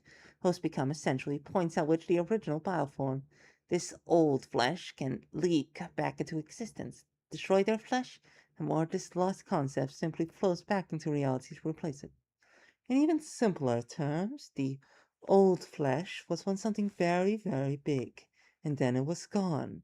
But now it is returning to reality in a highly infectious form, with infectees themselves functioning as the holes through which this old, big, gone thing is pouring back into reality. Thus far, most contaminated populations are fortunate that the infection typically takes hold only in a post mortem vessel, and the recombinators are fortunate that simple application of extreme heat renders the reconceptualized flesh as inert as any other meat. Otherwise, their customers might all have been reduced to beings rather, not quite civilized enough to know how to order from a menu. No offense, I slub. Thank you for reading all of that. Yes, our Anyway, voice is quite tired, so I think I'll go back to being the narration now. alright. Anyway, we have more questions. Oh dear, our business at Hoshi may be growing a little impatient. Or perhaps it believes it must assist the pulley when an altercation has come to a standstill?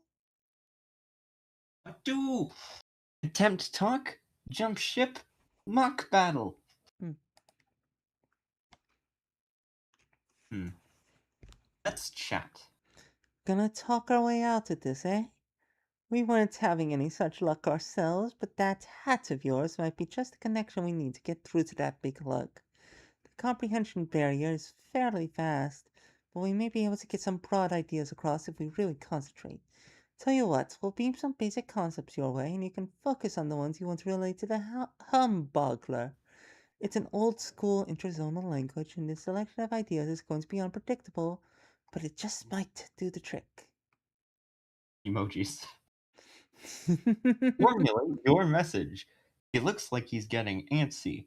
Name the sequence of icons you believe will express the most appropriate and beneficial message to Harmburger. The comment with the best suggestion gets immortalized on the next page. Woohoo! Next. This is what, what was the needle Bomber? guy's name? Him. No, not bomber. Miser. Pfizer, yes. That's what Pfizer was talking in. Yeah. Anyway, transmit messages. Alright, establishing communication stream. Clown, clown, clown, clown, clown, clown, clown, clown, clown, clown, clown. Sorry, forgot to carry a one there. Hang on. Alright, I just registered on Discus because of this. Alert, knife, thumbs down, crab, house, mushroom crown, family, knife, thumbs down, money, do not attack. The slob is inhabited by the fungus queen and her family. Killing it would be bad for business. Success. Subject exhibiting total comprehension. Unfortunately, the first screw up left a degree of uncertainty. He doesn't seem to want to proceed unless we can further verify that this is what we meant to communicate. Let's send another one. Oh, this is really cool. I propose the following. Hamburger, donut, knife, crab. Get it? Anyway, eye, magnifying glass, microscope, crab. Take a closer look at the slob. And brain, joystick, crab, house, family. Slob controlled by intelligent creatures that live inside it. Ah!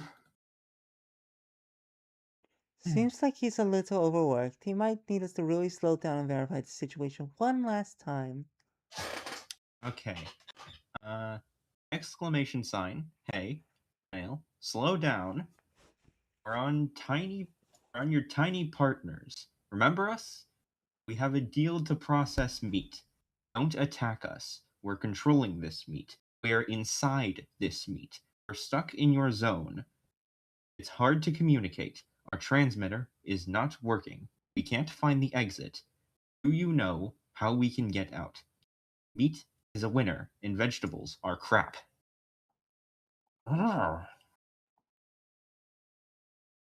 We have no idea what he just said. Pretty sure he gets what we're saying. A musical intermission. Okay. We'll This return shortly to the the exploits of a dead man's moldy eye. But in the meantime, special thanks goes to our Kickstarter backers, many of them among you, the readers, by other names. Kaylin, Zabransky, Darcy, Rachel, Alex, Jason, John, Emily, Carter, Thomas, one Dromaeosaurid Theropod, Riley, Rose, Jacob, Void Professor, Seth, Evan, April, Trar, Absent, and one unknown anomalous entity. Thanks to your support back in March 2018, we can debut Awful Hospital's brand new original intro theme by the amazingly talented Gooseworks. Ah, that doesn't seem like someone who will ever really, Right. It just or not. seems like they'll be relegated to just has niche internet animations and definitely not become one of the big defining cartoon shows. The creator of the one of the biggest era defining cartoon shows of the 2020s. Yeah, yeah, We that she just don't doesn't see seem like it. the kind of person. She just seems like the kind of person to make fan Undertale remixes and stuff. Mm. Anyway, if you enjoy it, or because you are just a nice person and have a YouTube account, don't forget to give her some nice likes, faves, and subscriptions. Faves. You can also faves. I don't even think that was a thing. Thing. We don't. We don't know. We know that there's like a favorites playlist, so Okay. You can also download a desktop version of the background here. You still haven't met some of these creeps. We're not done with music either. Viscount Godfrey of Furlers has been producing some tracks intermittently since at least 2017. You can check those out as they come over on. You can check those. Yeah, you can check those as they come out over on SoundCloud. But we're proud to host and showcase some right here. be sure to look for page 796 if you want to listen to all these. But honestly, we have some things to do in the morning, so we want to get to 800 click.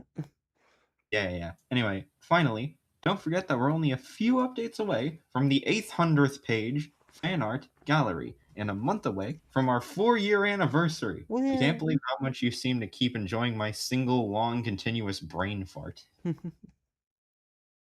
Anyway, next. Oh dear. Oh, No. I immediately went to the Queen Dr. Stephalia voice. But alright. Captain's log. Layer whatever. Third quad spiral. After a few further exchanges with the humbagger, we determined that our vessel's protected status had been ambiguated by a minor clerical error in their file systems.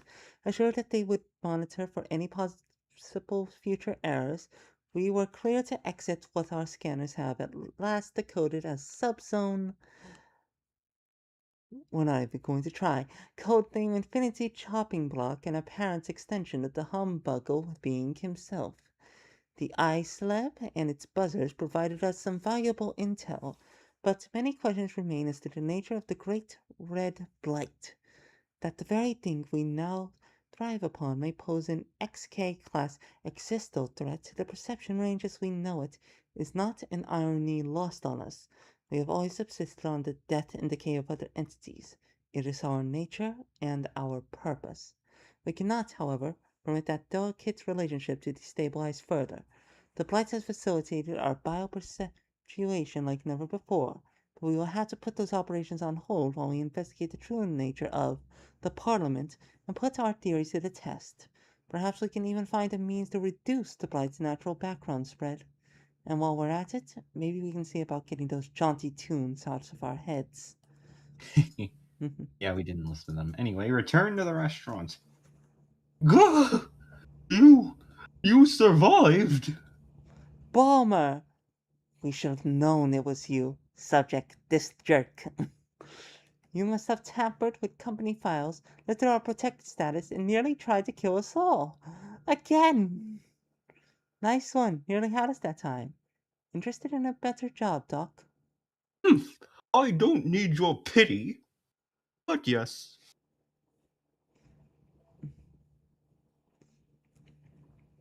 Alright. This is the last page. Alright. This was a very us heavy run. Yeah. All right, buzzers. We seem to be regenerating swiftly. We've got some business to discuss with our old friend here, and we believe it may be pertinent to begin probing further into Parliament operations. Before we part ways, however, you are owed at least some small token of our gratitude for your assistance. Without your occupation of e-slip in possession of the appropriate headgear, we may never have been able to relate the information to the Burgle.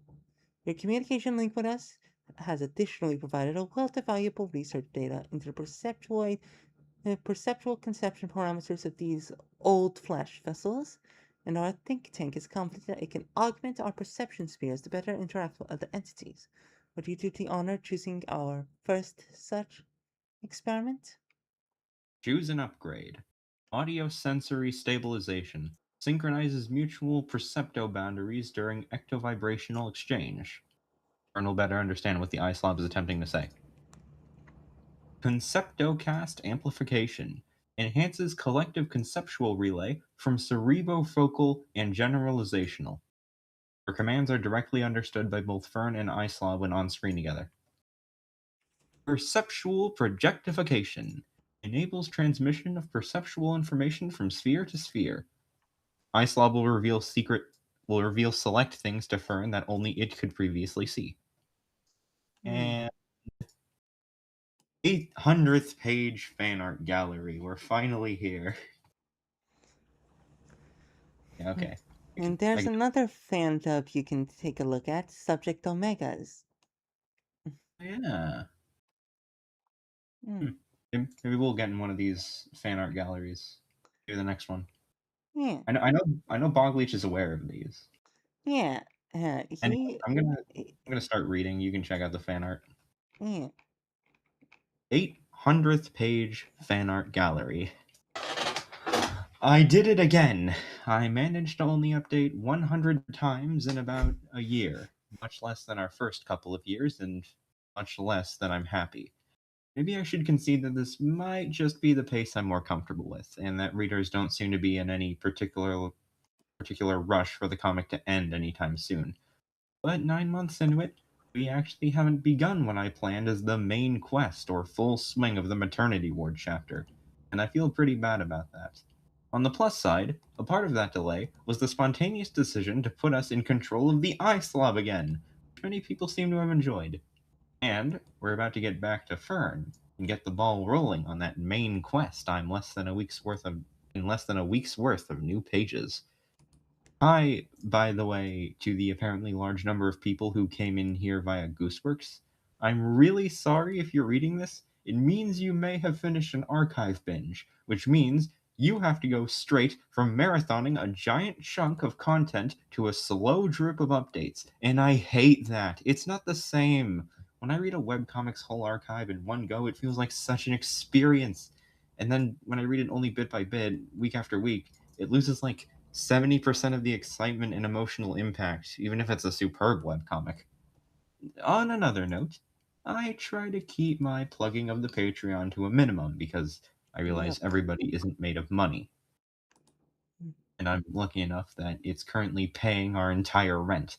But we do have other expenses and no day jobs, so every little extra bit helps. I also have an Etsy store where you can get enamel pins and things that I've designed. And if you still can't afford any of that stuff, simply browsing this website without ad block really works. Every time you do so much as scroll past the Google ads, we get a couple cents. And all of you together have been generating an average of $2 a day that way. That's not bad at all. That pays for this website and fuels our car all month. And finally, before we get to all of the fan art, you might get a real kick out of Subject Omega's fan dub of Jay's first few layers under our control, especially the voice we get for Crash, but massive props to all three voice actors.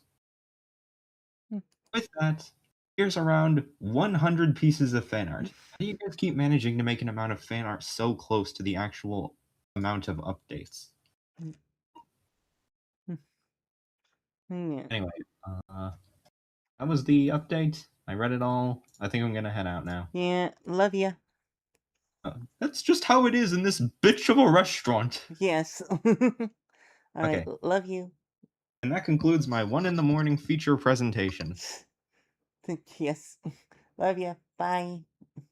Love you. In any case, that concludes our midnight feature presentation. But don't you fret, for while this presentation may be over, remember, it is always midnight somewhere. Thank you and good night.